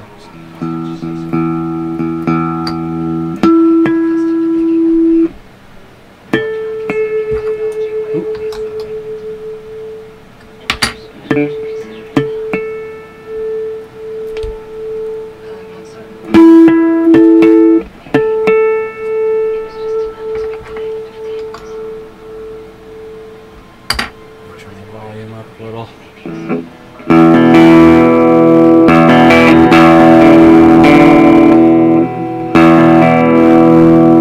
We're getting there. Whoop.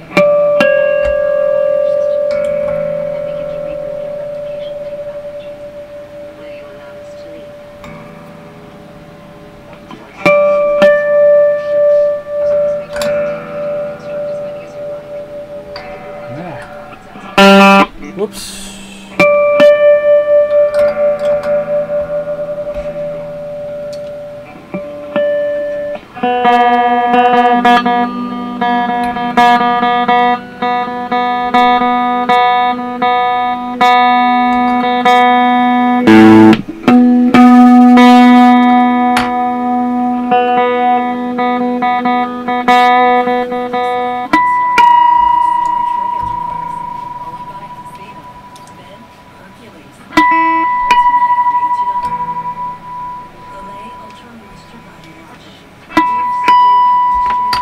Okay, we're getting very close. Listen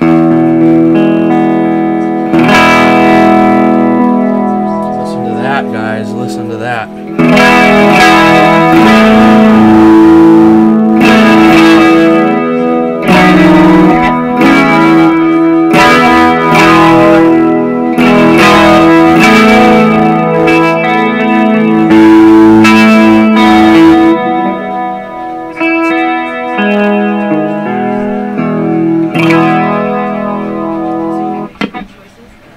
Good, huh? It is sounding pretty darn good. Not perfect. Now I need to check the string height and intonation.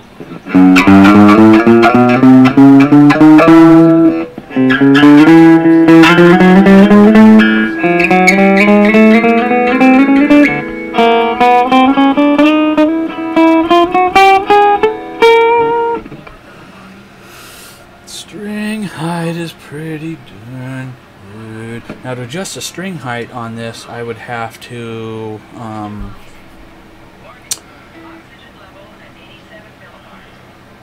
adjust the these pole nuts on the bridge up or down, because there's no other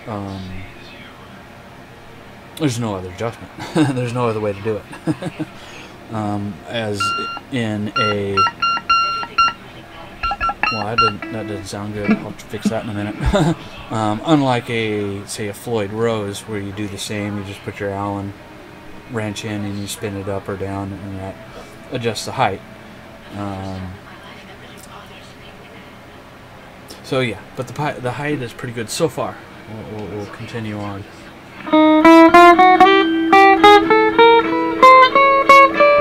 Again, you don't want dead notes, you don't want double notes, and you don't want buzzing.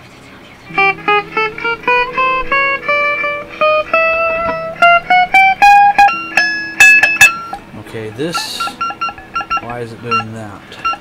It's doing that because the pickup height is too high. It's hitting the pickup.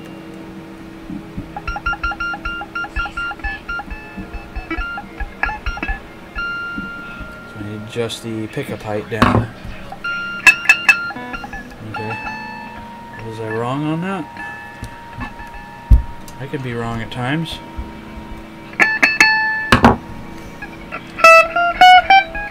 Nope, I was right.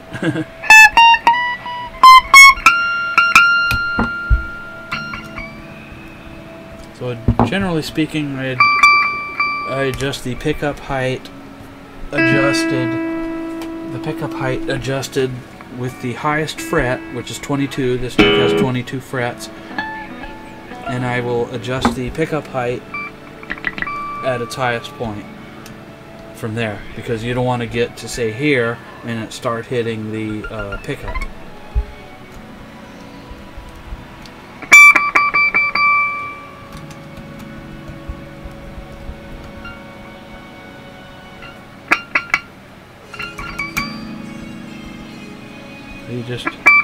You just keep going until you don't hear the twang.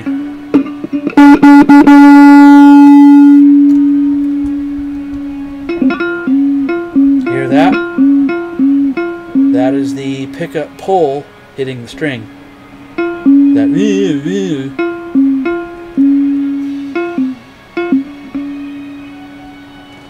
So that's how high I know to go on the pickup.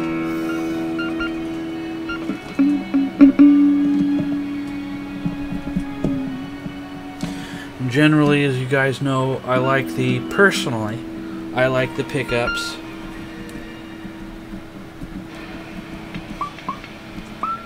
as absolutely high as they will go without hitting the strings. That's where I like my settings, because doing that gives an aggressive high sound on the guitar and the pickups.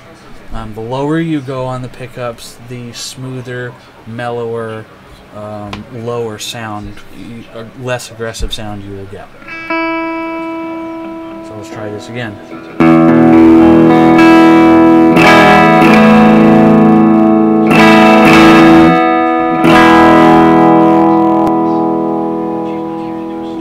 Pretty good. Pretty good, pretty good, pretty good, pretty darn good. And I'm dirtying up my, getting my pickups all smudged up. And we are at 2 hours and 24 minutes on this video, but I have my laptop plugged in, so I could go, I'll go probably another hour on this video. Got my fan going. It was 78, almost 79 degrees in here. Now it is 72. So it is a lot less stuffy in here than it was compared to an hour or so ago.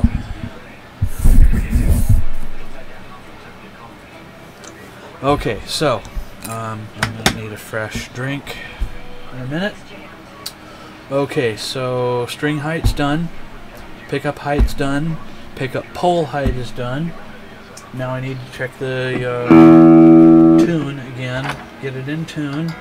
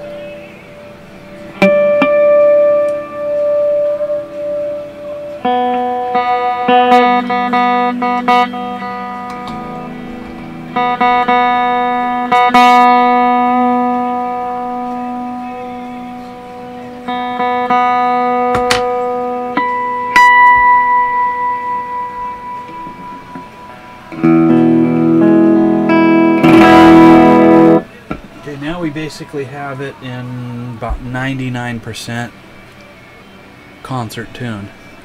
I'm gonna grab a fresh drink and maybe a little quick snack, and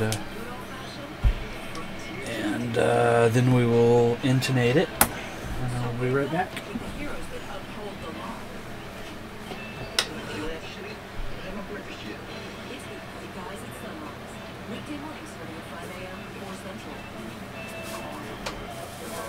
Right here on H&I. Money laundering and also this is absolutely unfathomable penalty for your person to go away from life. And the argument isn't that you shouldn't have been paralyzed, you shouldn't have been convicted at all. The argument is why is it a life sentence? The other day we got out and he won last night in Beverly Hills. He went even further than Congressman Cohen, and he said that in essence, President Trump just pulled a fast one. But the U.S. says he's not pulling a fast one.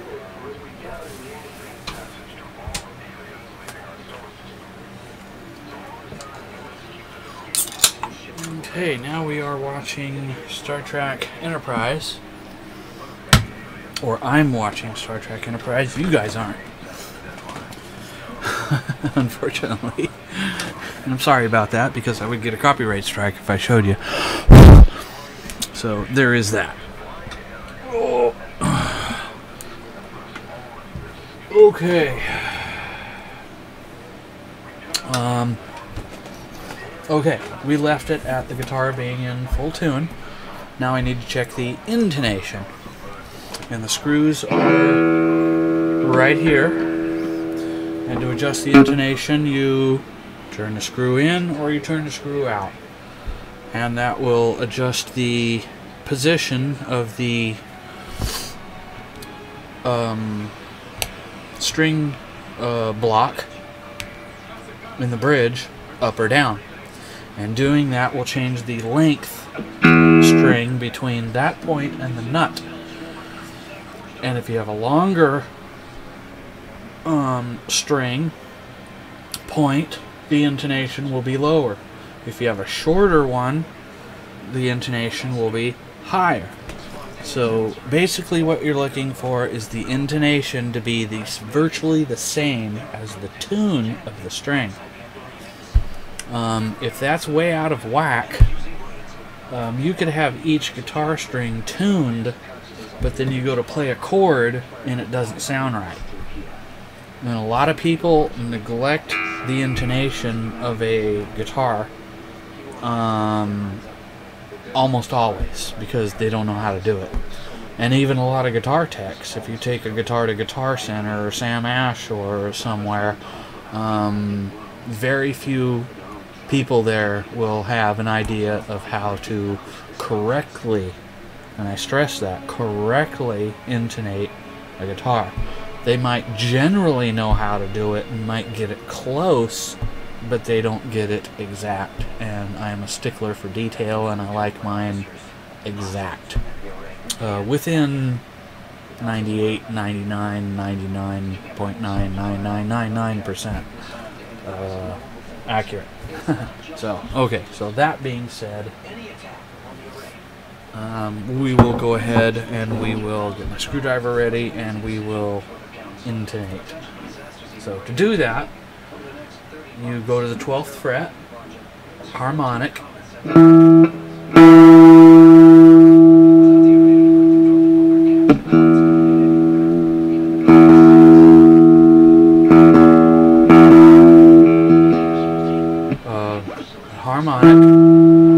and then pressed at the 12th fret. And those two need to be the same. If they are off, that's when you adjust it.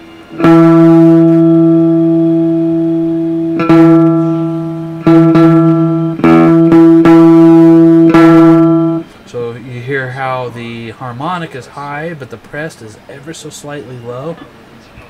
That means you need to bring the string block closer, and that will shorten the string, thus raising the pitch of the intonation, if you will.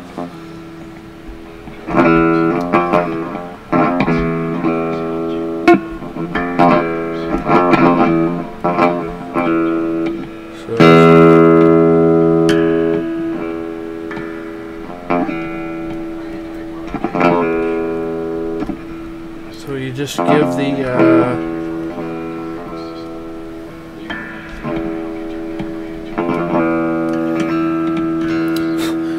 give the a couple of turns of the adjustment, a couple of turns, and then I usually go like that with the butt end of my string, and that'll kind of set the groove and the tension and all that, and then recheck. First make sure that'll change the tune of it, so you might have to retune it.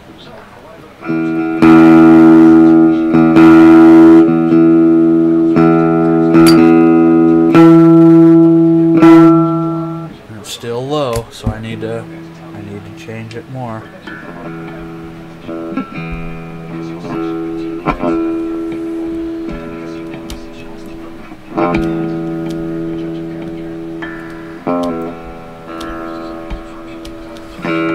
And these kind of bridges are kind of tight to do the screw, so you want to really kind of put pressure on your screwdriver and go about a half a turn at a time, so you don't strip out the hex on your screw head. Double check your tune.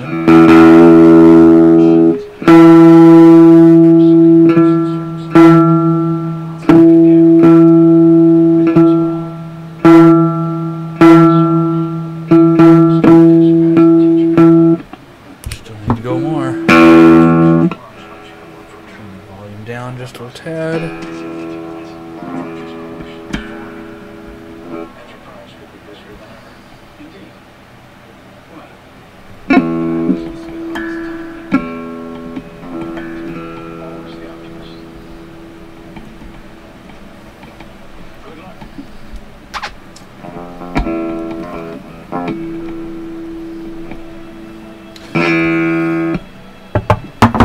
It's very close.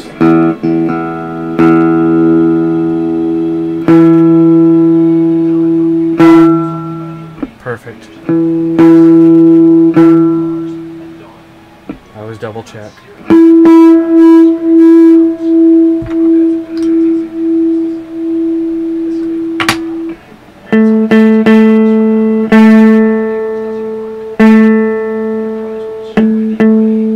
And I've already set this one when I built the guitar and put it together, so it's already pretty close. So I'm not going to have to adjust much.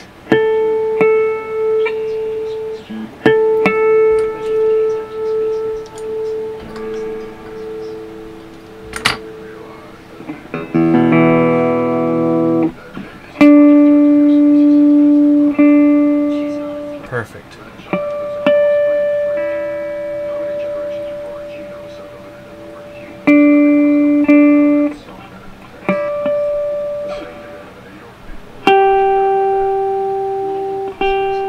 Perfect. Ready? Perfect. Don't have to adjust that one.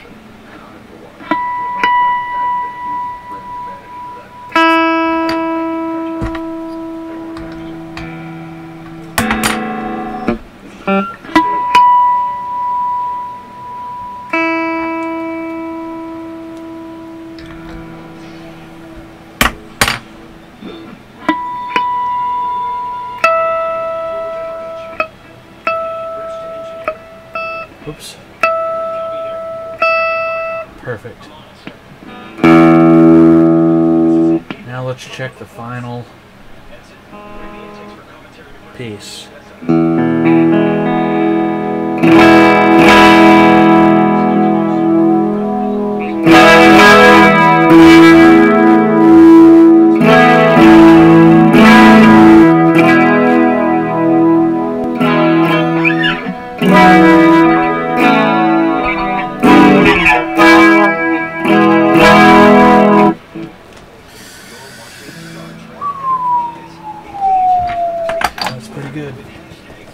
That's pretty good, guys and gals. That's pretty good, pretty good, pretty good, pretty good.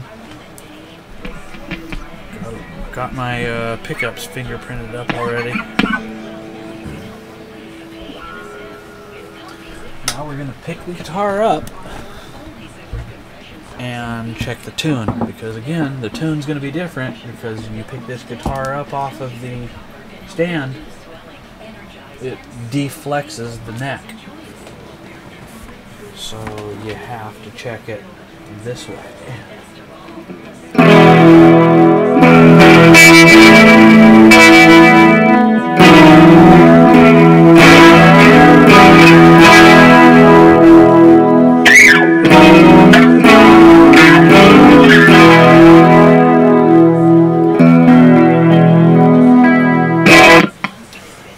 Pretty much perfect.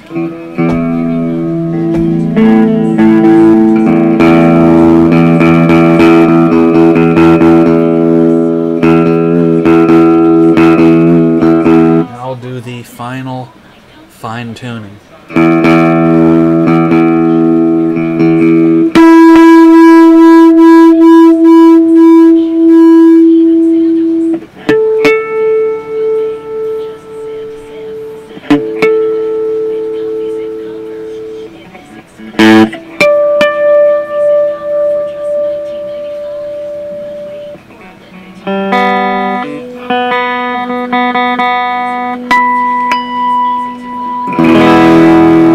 Now listen to that chord.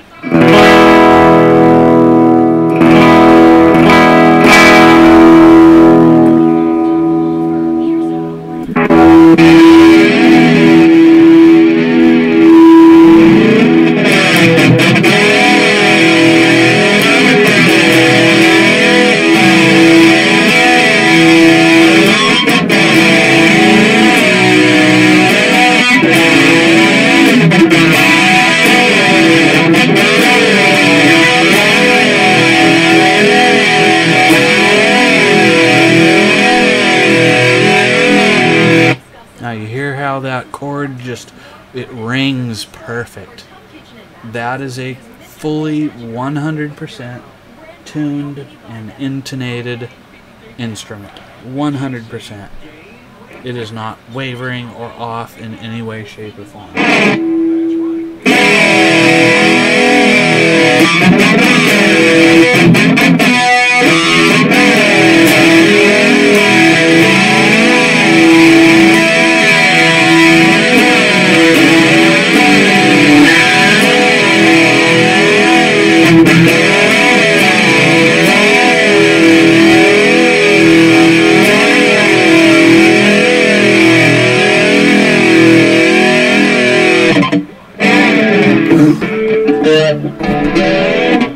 Wow, I just have to say that sounds amazing. I'll put the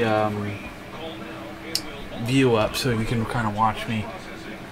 You can kind of watch me a little bit strum on it. It's kind of hard for me to play today because I'm still kind of recovering from my fall injury from about a week and a half ago. I took a really hard fall, and I used my hands and wrists and arms to brace my fall, and it just kind of shocked me, so it's a little hard for me to sit here and play, but you'll get an idea.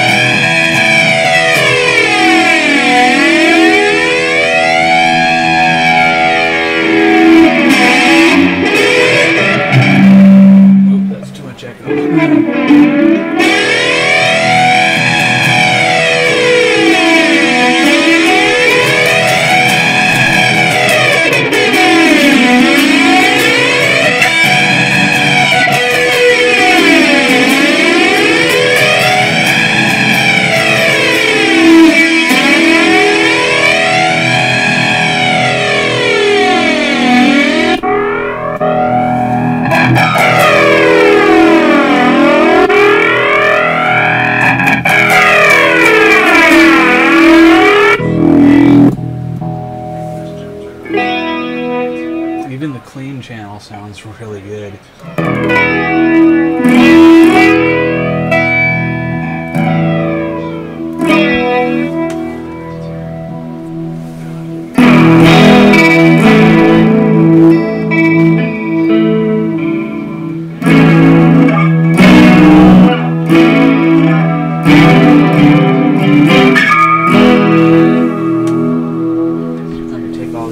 Off and you can hear it just absolutely clean.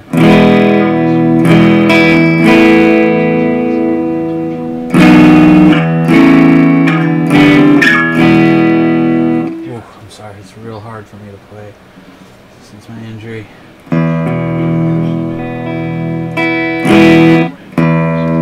Double check to make sure it's still in tune.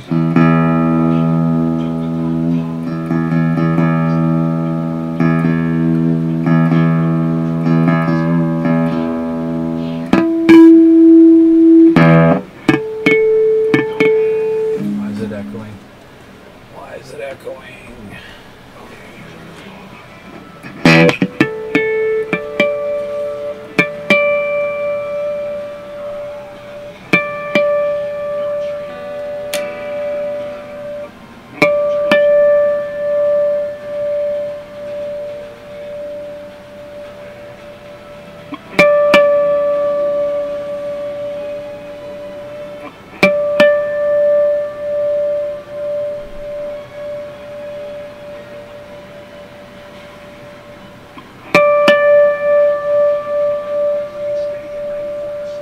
There we go.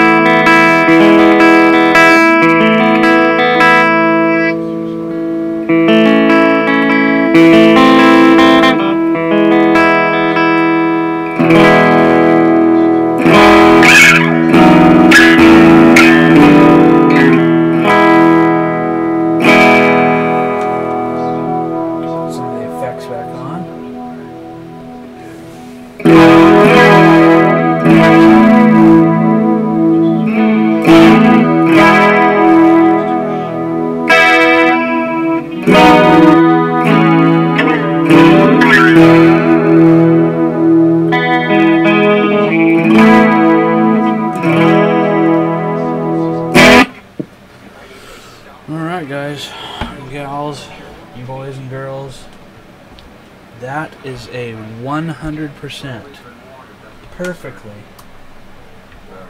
tuned, intonated, and set up guitar.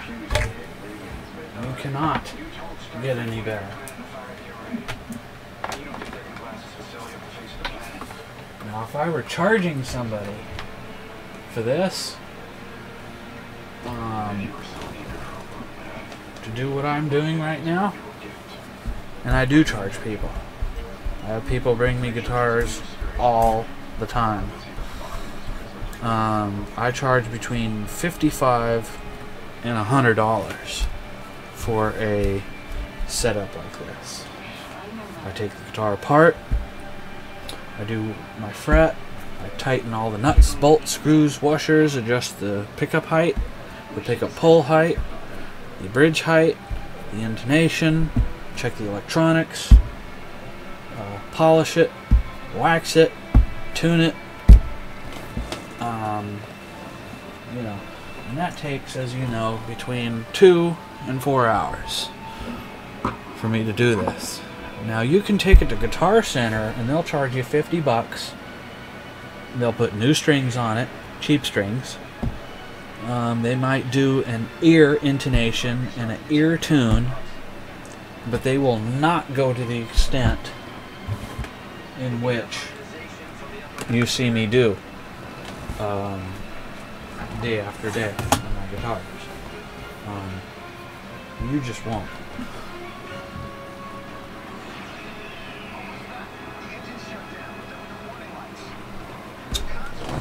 I take great pride in doing this. And as you can see, I mean, from my videos and just now, I take extreme detail, attention to detail. When I'm done with a guitar, I want it perfect as perfect can be. Not a speck of dust on it, not a smudge, not a fingerprint.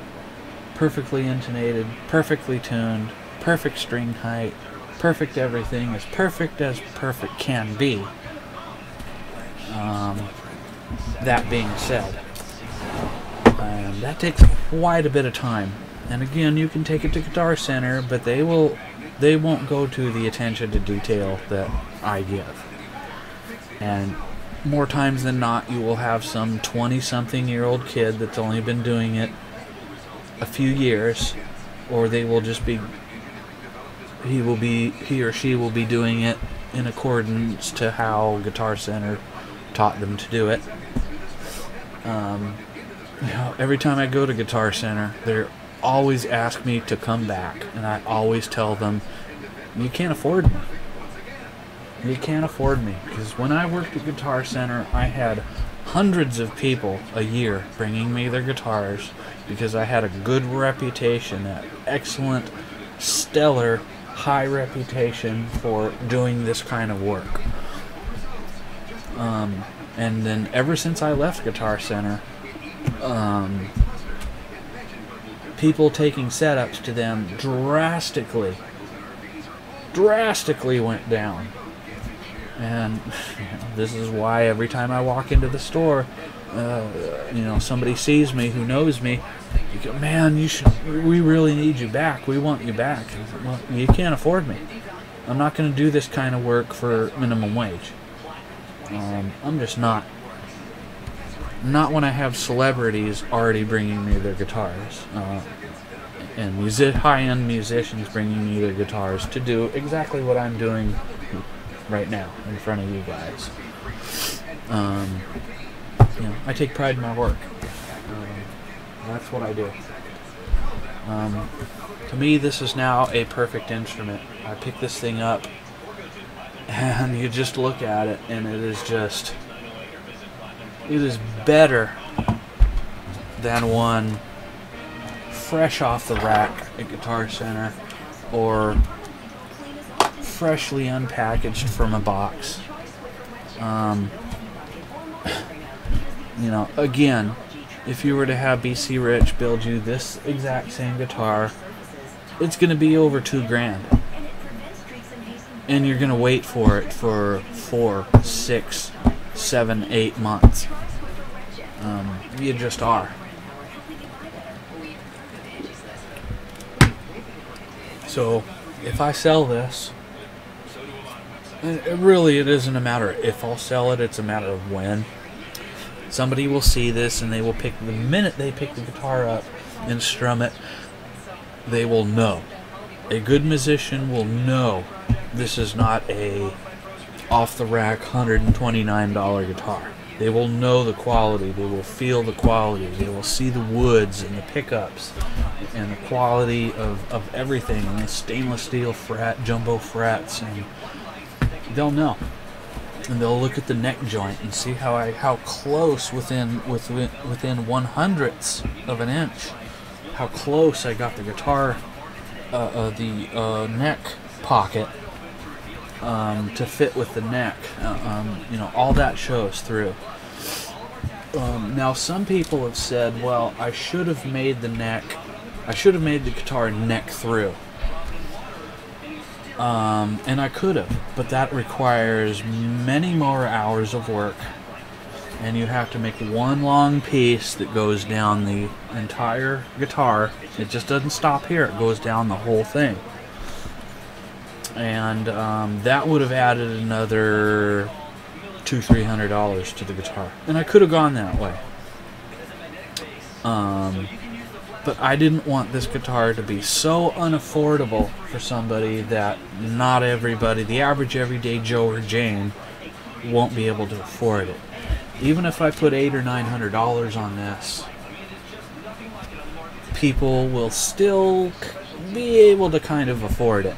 You know, I won't be sitting on this guitar for sale for 2, 3, 4, 5 years because it's too expensive. Because it's a player's guitar. It's not just something pretty to look at. It's a player's guitar.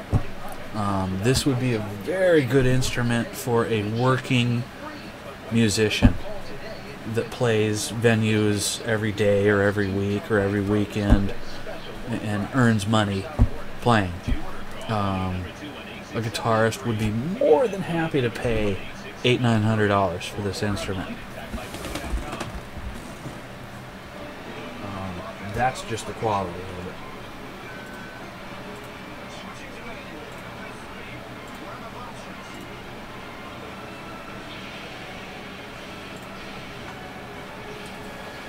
So I've been streaming almost 3 hours. I'm going to sit here for another half hour, and this will be one of the longest streams I've had in a while. Well, not that long. Maybe since oh gosh, my next longest stream was probably my Christmas Eve stream, if you guys remember. This is a nice guitar. I'm really happy with this. I mean, it's a beaut. And here I'll see if I can bring the view a little closer to you guys. I mean, just look at that curly maple. And that is a real curly maple top. Focus for a second there. Yeah, come on. I know it's kind of bright, but you can see it, and it's a 1/4 inch thick. And the rest is mahogany. And then the flame maple neck. And I mean, just look at the back of that neck. I know it's hard to see, but you can see the variegated wood knots toward the headstock. And again, I'll post the pictures of this on my Klasic Guitar Facebook page tomorrow, and Twitter. And again, that's KLASIC space guitar. And you'll see the pictures of this, and I will go to Guitar Center tomorrow and see if they have those in stock, those aluminum black knurled with the pseudo pearloid mother of pearl inlays on the top knobs. And I think, I've proven earlier that those look really good on this guitar. Not that these look bad.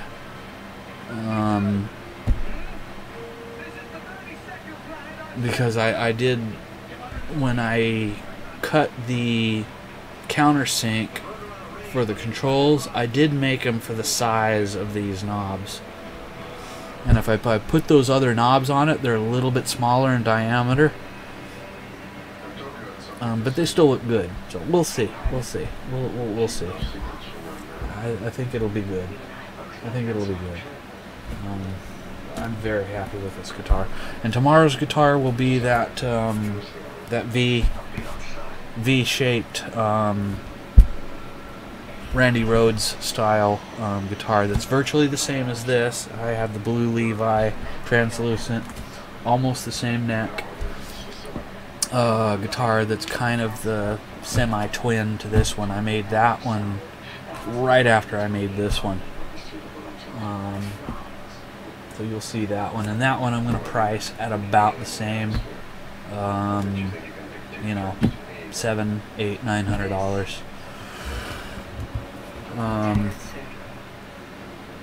So yeah, I'm really happy with this. And again, if I don't readily sell it fast, I won't be disappointed. If it takes till Halloween or Christmas to sell this, I am fine with that, because I do want it to go to the right person.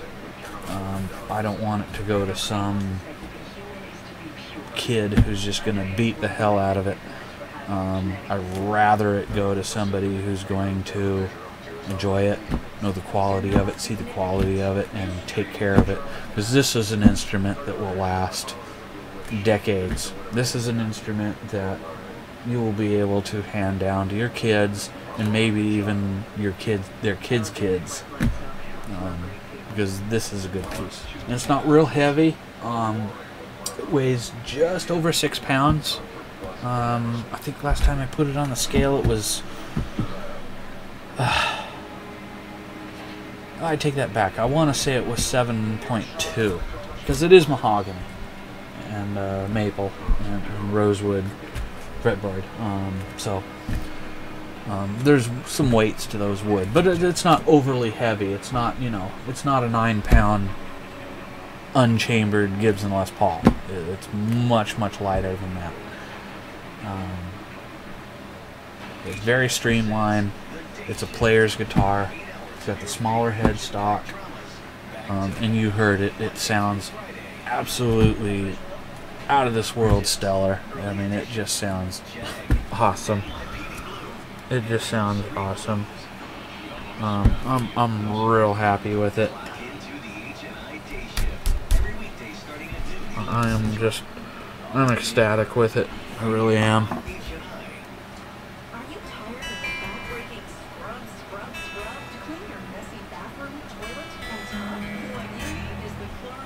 It stays in tune, because again, it's got that graphite nut that I put in it, and I lubed it with the piano lube. So this is something that's going to go into tune and stay in tune. You won't be, if you're doing a gig, you're not going to be constantly readjusting the tune. This is something that's going to stay in tune. You will hardly ever have to touch the tune on this between songs or between sets. It just is what it is. It is what it is, and that's what it is. And it's a beautiful piece.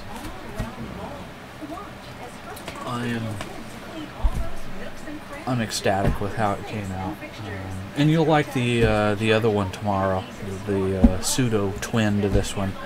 It's a nice piece too. Just a different shape. It's got that V, Randy Rhoads shape to it. So, yeah, it's a nice piece. You will go ape over it.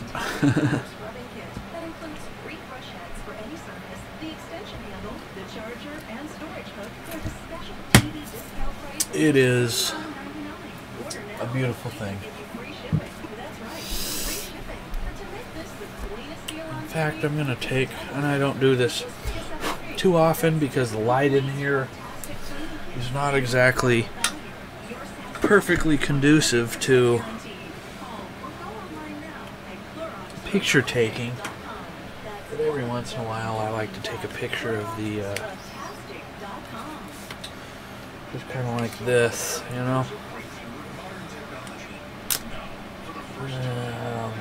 we'll see how the picture comes out.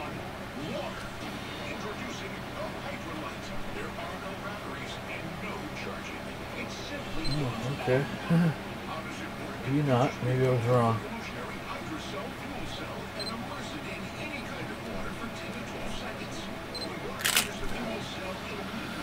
Ooh, yeah, I mean, the lighting in here is not great for a picture. But yeah, it came out pretty good. I'll add that picture to the, I mean, this curly maple top is just, when I chose out the wood for this, it was pretty much perfectly book matched. And by book matched means that one side is exactly like the other, because this is two pieces, and you can see the line down the center. But when you cut it, it's like a book, hence the term book matched. Now you can go one piece, like that Moneric guitar that I did a long while back. That is one piece flamed jumbo maple. There's no two pieces. There's no line down the center.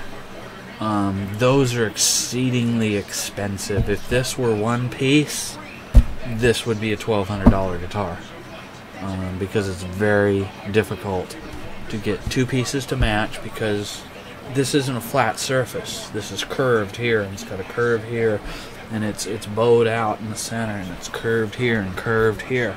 So to get all that, a flat piece of wood to match like that, you have to have it a certain thickness so you can dig into the wood and make these curves. That's why the flame maple top is more than a 1/4 inch thick on this. Here at the neck, it's about 3/8 of an inch thick. So this is a thick piece of wood on top. So that's why I have so many man hours into this body, just the body alone.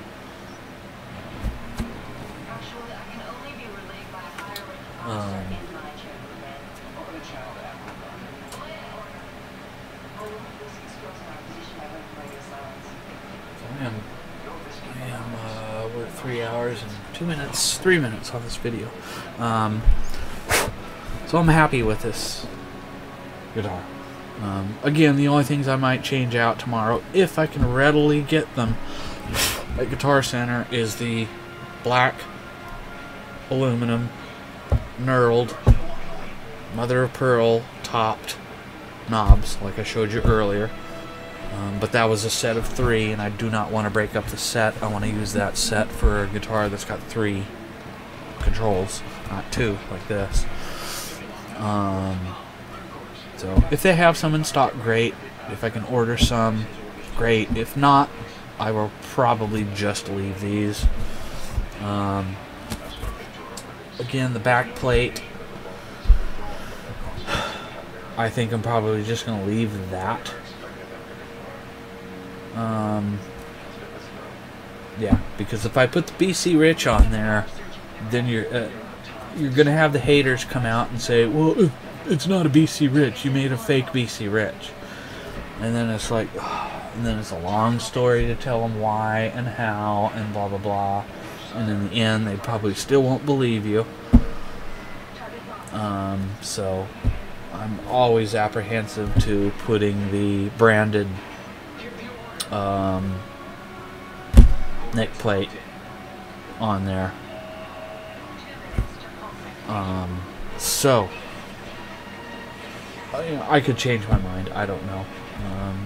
If the customer who buys this wants me to put that plate on there, I will give him or her that option. I will say I can either leave this one on, or I can put the B.C Rich one on there, because this is a B.C Rich Guitar Custom Shop, USA.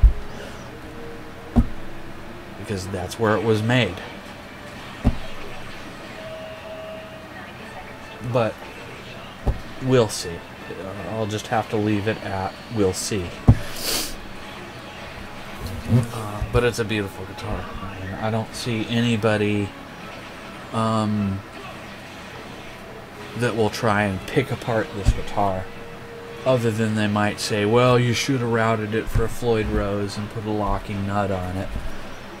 I mean, that's a preference. Some people like the hardtail and a bridge like this.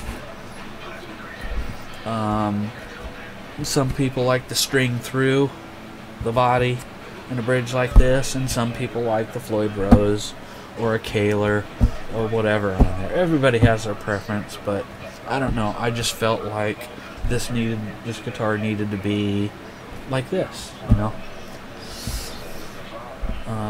And I have other bodies that are like this, that are unfinished and unrouted. My next one might be a Floyd Rose, but if I do, I'm gonna have the cloud inlays, 24 jumbo fret with a black chrome Floyd Rose and black chrome nut and a traditional slanted B.C Rich headstock, and a volume and probably 2 tones and 3-way switch. Will probably be my next one. But this one is very Paul Reed Smith-esque. That's kind of what I was going for. Small, compact, but you could still use this as a clean playing guitar, as you heard, or you can rip apart a shredder heavy metal riff on it very easily. You could go either way on this. I'm ecstatic with this piece. I have a lot of man hours into this thing. I mean, probably, like I said, probably 160 man hours into this guitar. Again, I'm on the fence with what I could have done a little bit differently. You know, black chrome bridge and black chrome tuners, diamond inlays, black chrome covers on the pickups. You know, in hindsight, you could always say you could have done something a little bit differently. A friend of mine said I should have put the B.C Rich Warlock horns on it and left the body just like this, but the B.C Rich Warlock horns on it. So it would look kind of like a dagger, but without the F holes, if you will. Good idea. I might do that. I have another kind of I have another blank body that still has some meat on it up here that I could cut out a couple of Warlock horns on it. I think that one is not curly maple. I think, if memory serve, that body blank is a bird's eye maple. If memory serves, I'd have to look at it again. I haven't looked at that blank in probably 10 or 12 years. I'd have to look at it again. But it's a nice piece.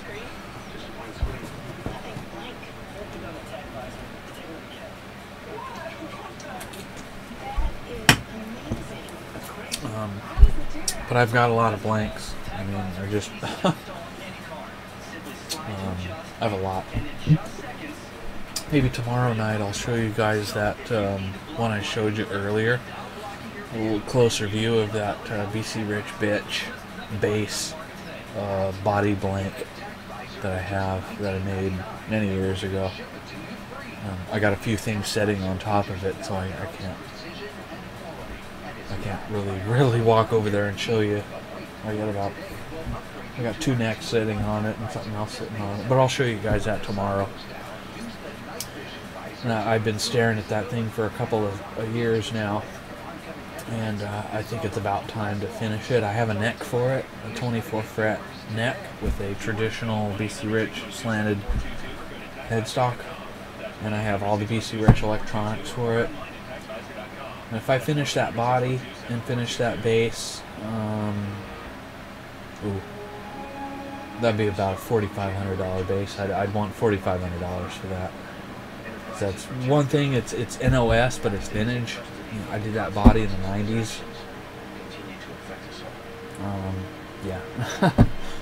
It's just, I have a lot of projects that I'm going to do this summer. I have, oh God, I think I have, just off the top of my head, I have more than a dozen projects I can do for the summer. I have that Telecaster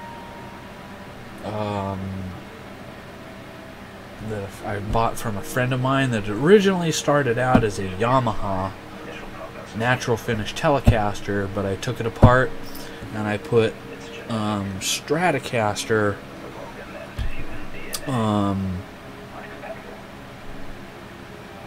cutouts in it, because a lot of people love Telecaster bodies, but they don't like the sharp edges on them. So I put Stratocaster cutouts on them, and I should have finished that project last summer, but I have so many projects now. I can't finish them all in a timely fashion. But that one I'm going to finish this year. And then I got a couple of Ibanez gem blanks that I'm going to finish. You saw that one I did last summer of that Ibanez gem floral pattern 2. That was one that I was going to build for Red Beach.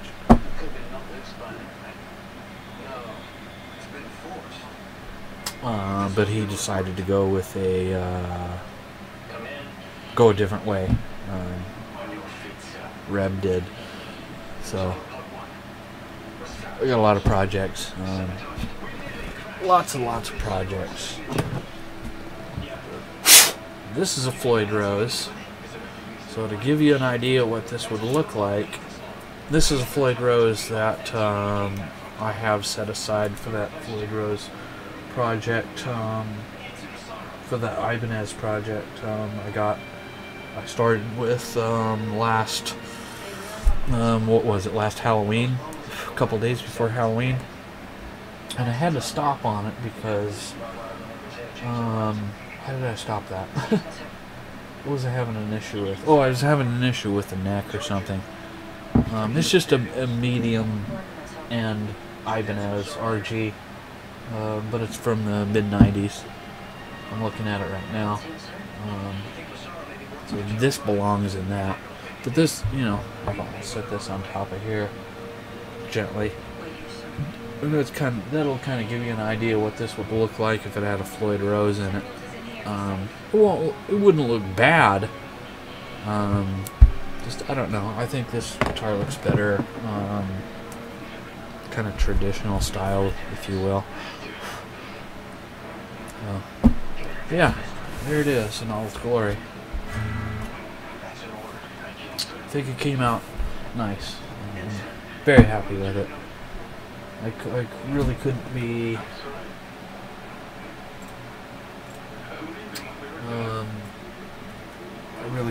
any more happy with this.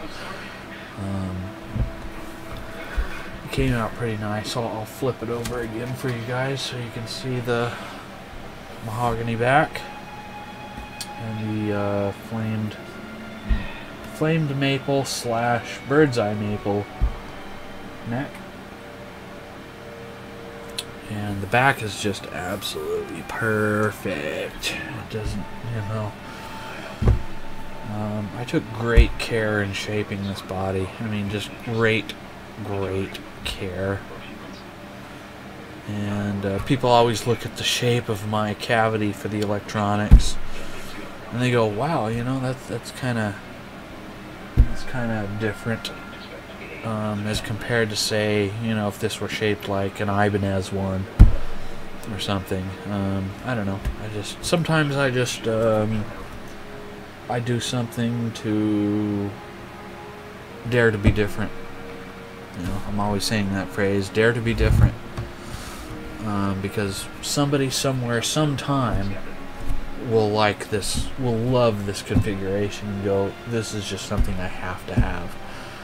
Just because, for nothing more than it's different. Fellow delegates, this last week, we've seen what humans can be. I do not have a case for this when I sell it. Most of the time I do not include cases or gig bags when I sell a guitar.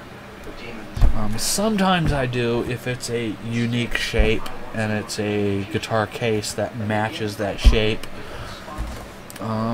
because I've found in past that most people do not like the case or gig bag that I include, because sometimes a case or gig bag is kind of personal to somebody. They like something, you know, they like a hard shell case, or they like a flight case, or they like a gig bag that's a certain color or a certain style.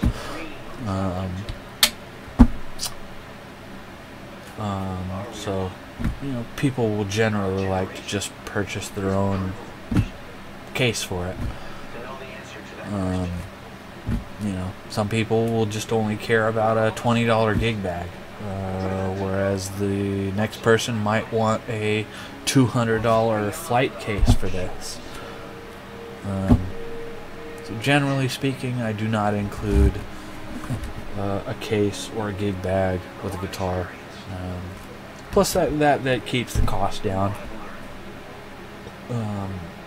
for somebody. You know, they're just paying for the guitar instead of paying for a case or a gig bag. They just kind of semi-like.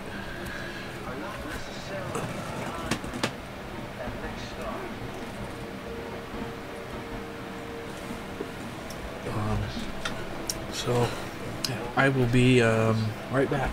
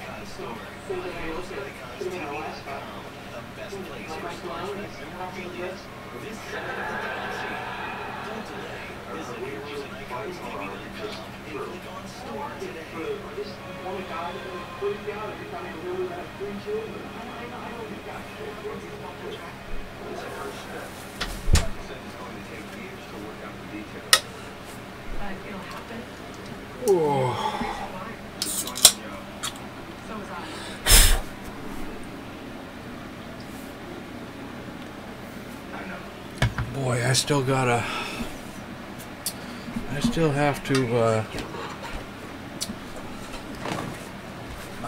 lot of organizing to do in this room. I've done pretty good with it for the past couple of weeks. I need to get the cases away from the front of my window fan and clear a path around my work table here so I can actually walk around it 360. And I gotta move about 4 guitars over on this side of the streaming computer. But all in all, it's pretty good. And you know what? It's down to 69.8 degrees in here. It was 78 degrees in here. So I rather have it cool or cold in here than hot. So pretty good. Pretty good.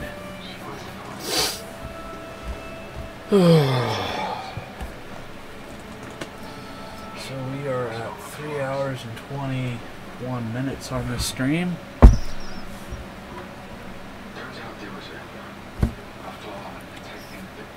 But I'm pretty happy with this guitar. I'm really happy with it. Here's my whoops. Oh, let's see. My subscription, well, not subscription, but my mailer I get from Guitar Center. I get a mailer from Guitar Center weekly. Just pretty much weekly, yes. Pretty much weekly that I get from Guitar Center. I just got this one day before yesterday. Let's see, Thursday, Tuesday I got this. So I'm always looking at Guitar Center. And unfortunately, Guitar Center might be going out of business this year or next year. I know some people that work in corporate, and they are on the side telling me that Guitar Center is filing for bankruptcy either this year or next year. They are not in very good shape, unfortunately. I like Guitar Center. Like I told you guys, I worked there in the early 90s for a few years. 54.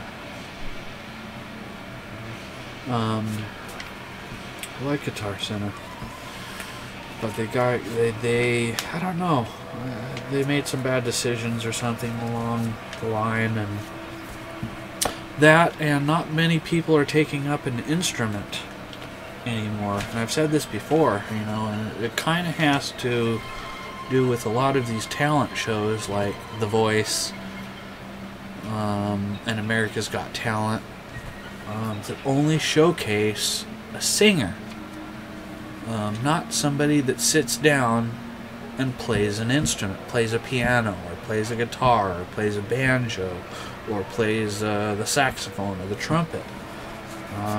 They mainly and always show only people that sing. And not that there's anything wrong with singing, but not many people are taking up piano anymore or guitar anymore.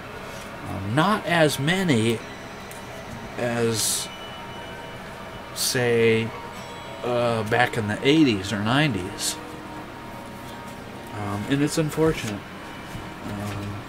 It really is.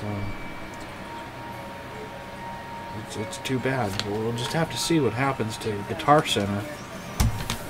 I've heard Sam Ash is potentially in trouble financially. So I would really hate to see chain music stores close up shop and disappear. That would be good business for me to sell guitars and pianos, but I would really hate to see stores like that close shop. I really would. I'm gonna pick this guitar up and show it to my brother, because my brother is a real he's a real wood aficionado. So I'm gonna show this to him real quick.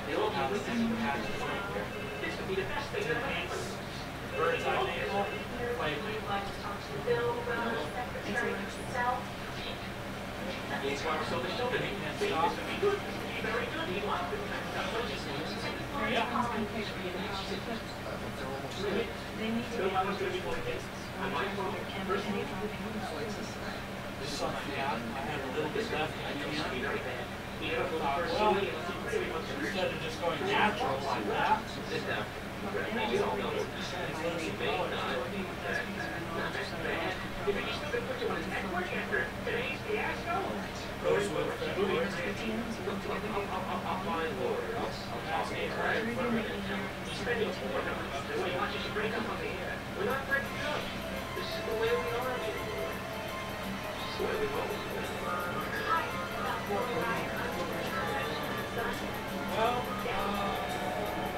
no, I mean, I built it to B.C Rich first. So the electronics are B.C Rich, bridge is B.C Rich, headstock is B.C Rich. But yeah, good quality. The best on here. I got another one I did that's flying bee. I did it exactly like this one. Finish out tomorrow. All brand new.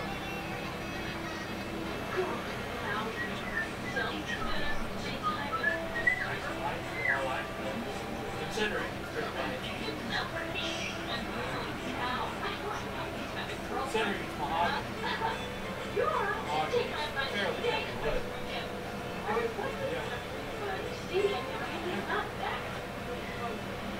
Like that. Mahogany is like hard wood unless you put a stain on it. Yeah. This side is a little bit darker. Yeah, different pins, but yeah, different kinds of mahogany.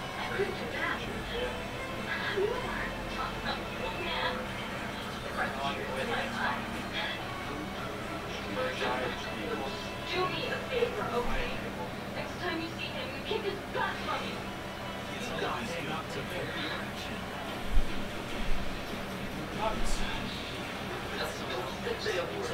The average B.C Rich Custom Shop probably be about $2,000.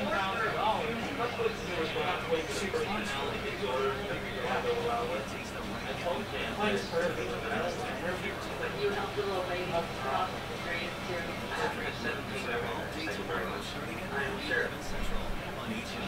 And I sat for it. I cut this. Cut this raw piece. And I sat the electronics cover. But it's regular plastic. 3-ply plastic. And I sat and just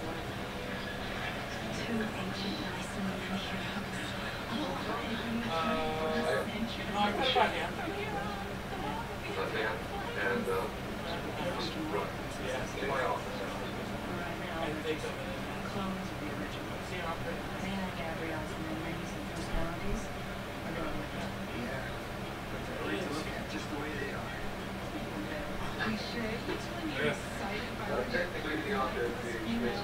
yeah, I think so.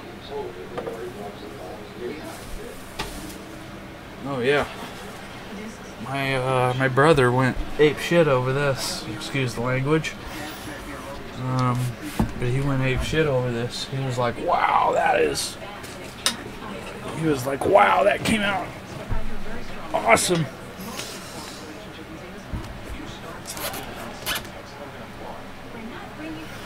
So, yeah.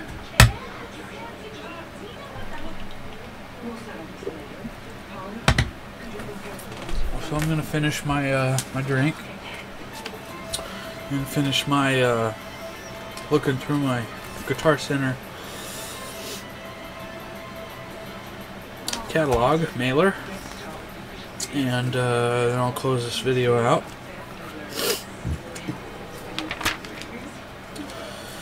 Because I am pretty tired, and I got to finish the other mashing guitar for this tomorrow night. For you guys. Ooh, wow, here's this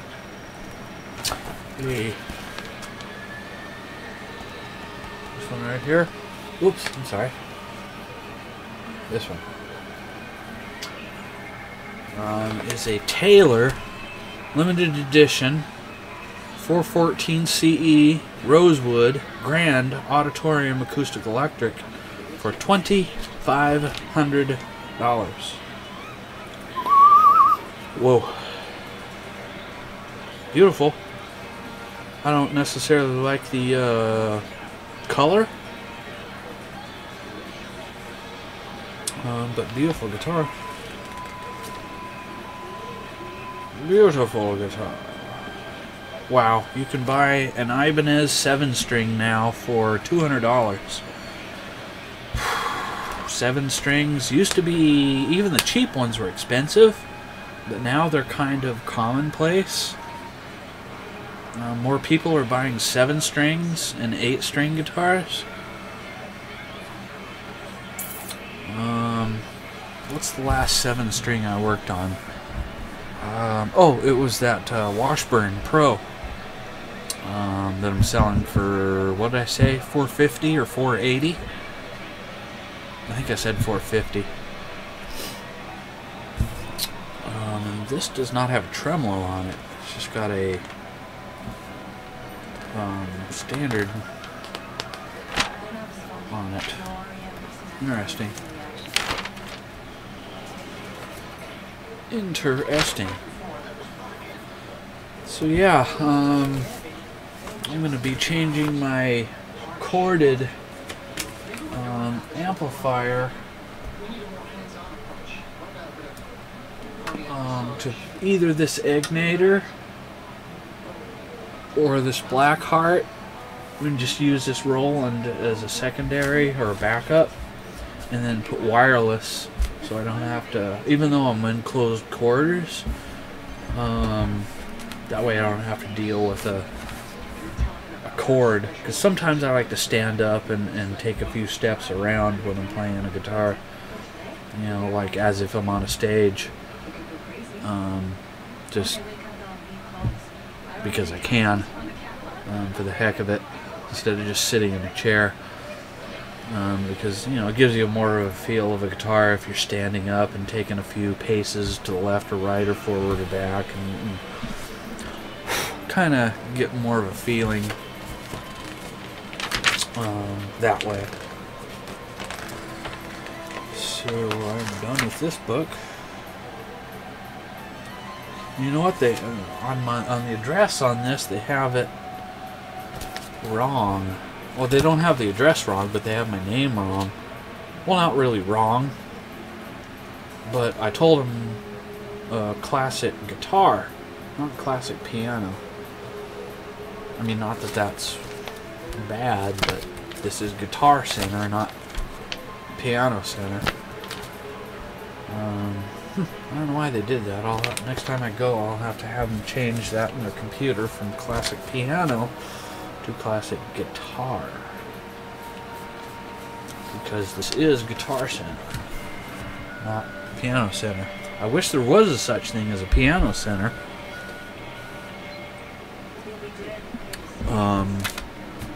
Put out by Guitar Center. That would be cool. There's not very many piano stores left around. There is a friend of mine locally called livingpianos.com. You can check him out. Robert Estrin. He's a good friend of mine.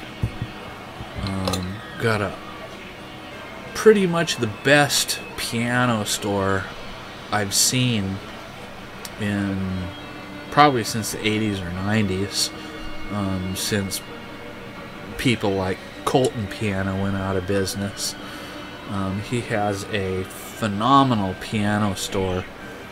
So if you're looking for a piano, check out Living Pianos at livingpianos.com or Living Pianos on Facebook or Twitter.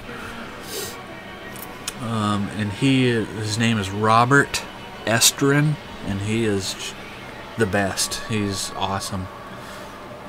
He has a great array. He does restorations, piano moving, shipping. He's a one-stop shop. He does it all. He's great. And I've done business with him before too, so great guy. So check him out. Okay. This flyer got past me. It's a Memorial Day flyer. I did go to the Guitar Center for the Memorial Day sale, but for some reason I forgot to open up the flyer for Guitar Center. For some reason I just forgot. Memorial Day weekend is one of Guitar Center's biggest sales events. Up to 40% off on a lot of guitars, but Memorial Days since passed. Last weekend of May. But yeah, they have lots of good sales on their Memorial Day weekend, usually for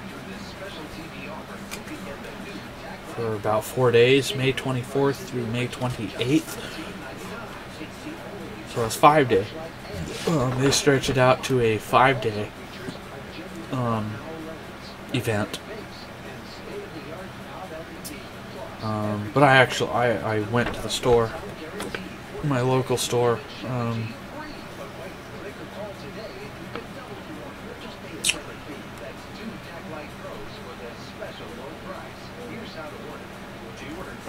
Just to check them out and give them some patronage. I didn't really buy anything that day. What did I buy that day that I went? What did I buy? Oh, I bought a fluorescent yellow Ernie Ball t-shirt. That's the only thing I bought. I didn't buy any guitars or anything. Yeah. Generally speaking, I never buy a brand new guitar off the rack. Back in the 80s and 90s I did. But since I got more professional and astute at being a luthier and guitar repair and guitar restorer, I didn't really ever see the need to buy a brand new guitar off the rack. Unless it was something that was just really, really special or really, really limited edition. And that was a pretty rare occasion for me, because those were a guitar that were, you know, $500, $800, $1,000, and those were ones I very rarely bought. I mean, you could count on probably one or two hands the amount of times that I bought one like that, and just, you know, kind of set it aside because it was something that was limited edition and going to be collector quality and go up in value.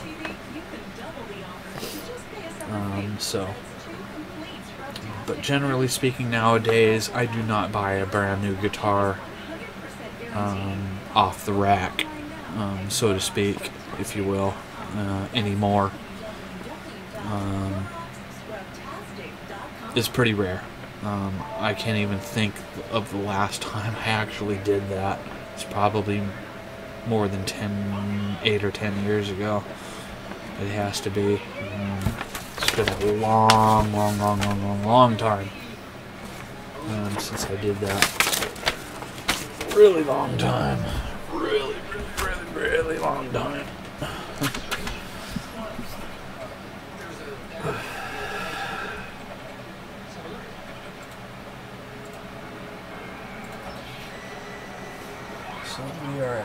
hours and 42 minutes on this video. I'm pretty tired and my back is hurting, so I'm probably gonna shut this video out. And I will come back tomorrow night with the semi-twin of this guitar. That is the V/Randy Rhoads shaped guitar, but is virtually almost virtually the same as this one. I did it with the blue Levi translucent satin finish. So you'll see that guitar tomorrow night, and we'll have fun and a good time with that guitar tomorrow. And that's a guitar I built. I'm just going to do a refresh on it, and that's going to be a guitar that I'm probably going to offer at $700, $800, $900.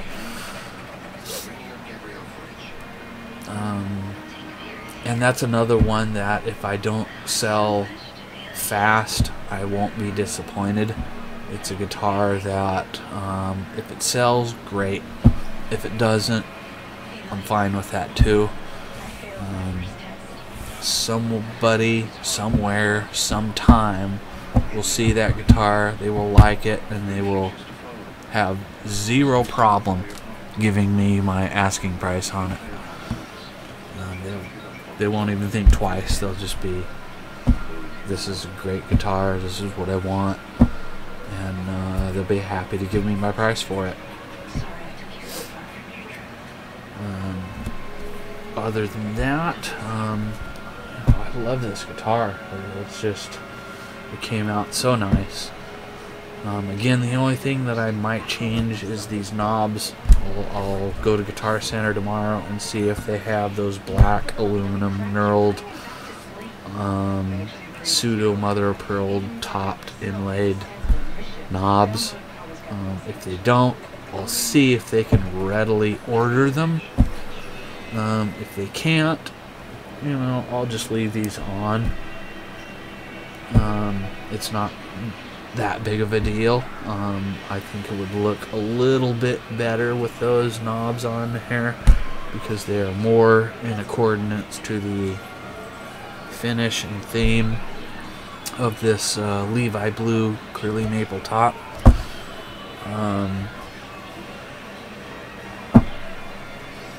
But we'll see.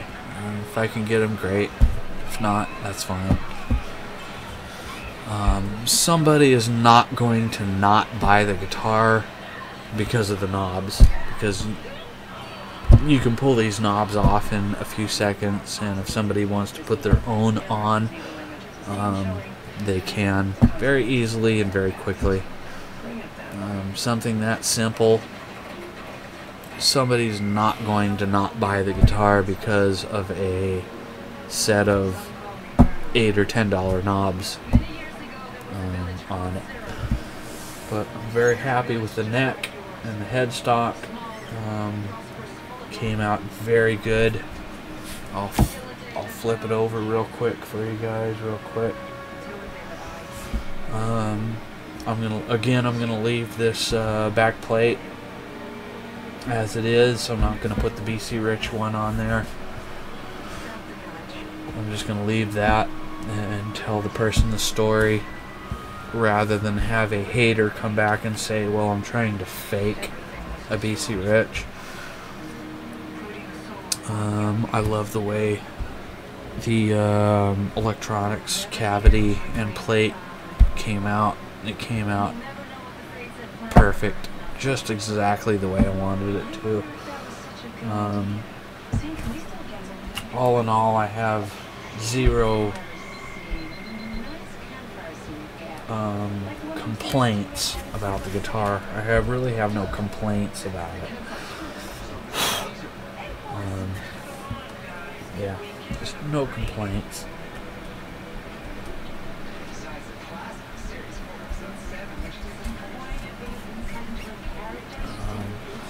I think the chrome covers on the pickups really accentuate it.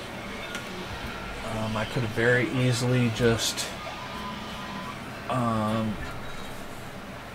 taken the covers off and left them open-faced humbuckers. But again, that's a preference. Some people like that look, some people don't. I could have put black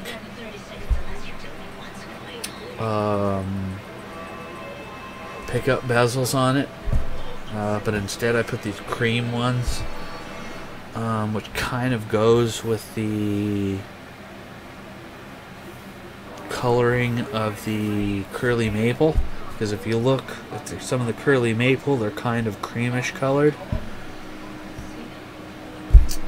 I could have put black ones on there. I could have put pure white ones on there. I could have put yellow ones on there, green ones on there, blue ones on there, but this cream is kind of a base color, or common color, if you will. So I think all in all, the motif and theme and coloring came out pretty much exactly the way I wanted it to. I really have no complaints on it. Did Aries do this? No, higher power, both sides. Why have you brought us here? Because we need heroes. Now more than ever. Look.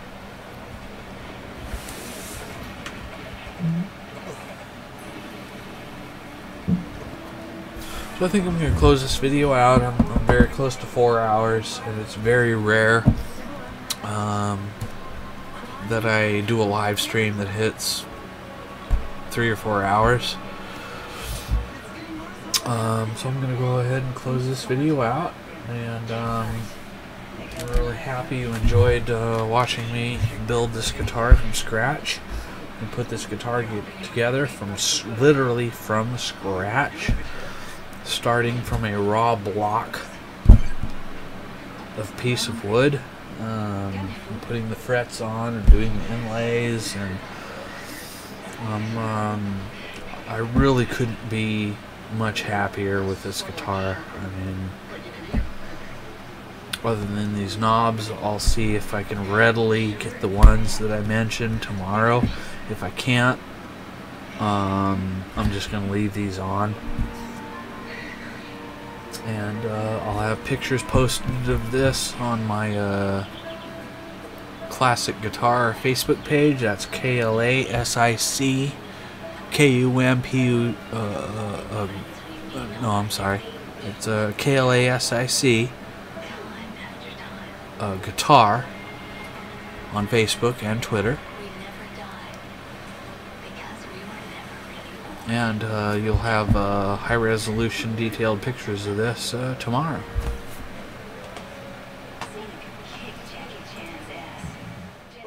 So I thank you very much for joining me again on Klasic Guitar. And we'll see you tomorrow night with the pseudo-twin of this guitar in the Randy Rhoads V shape tomorrow night. So thank you very much.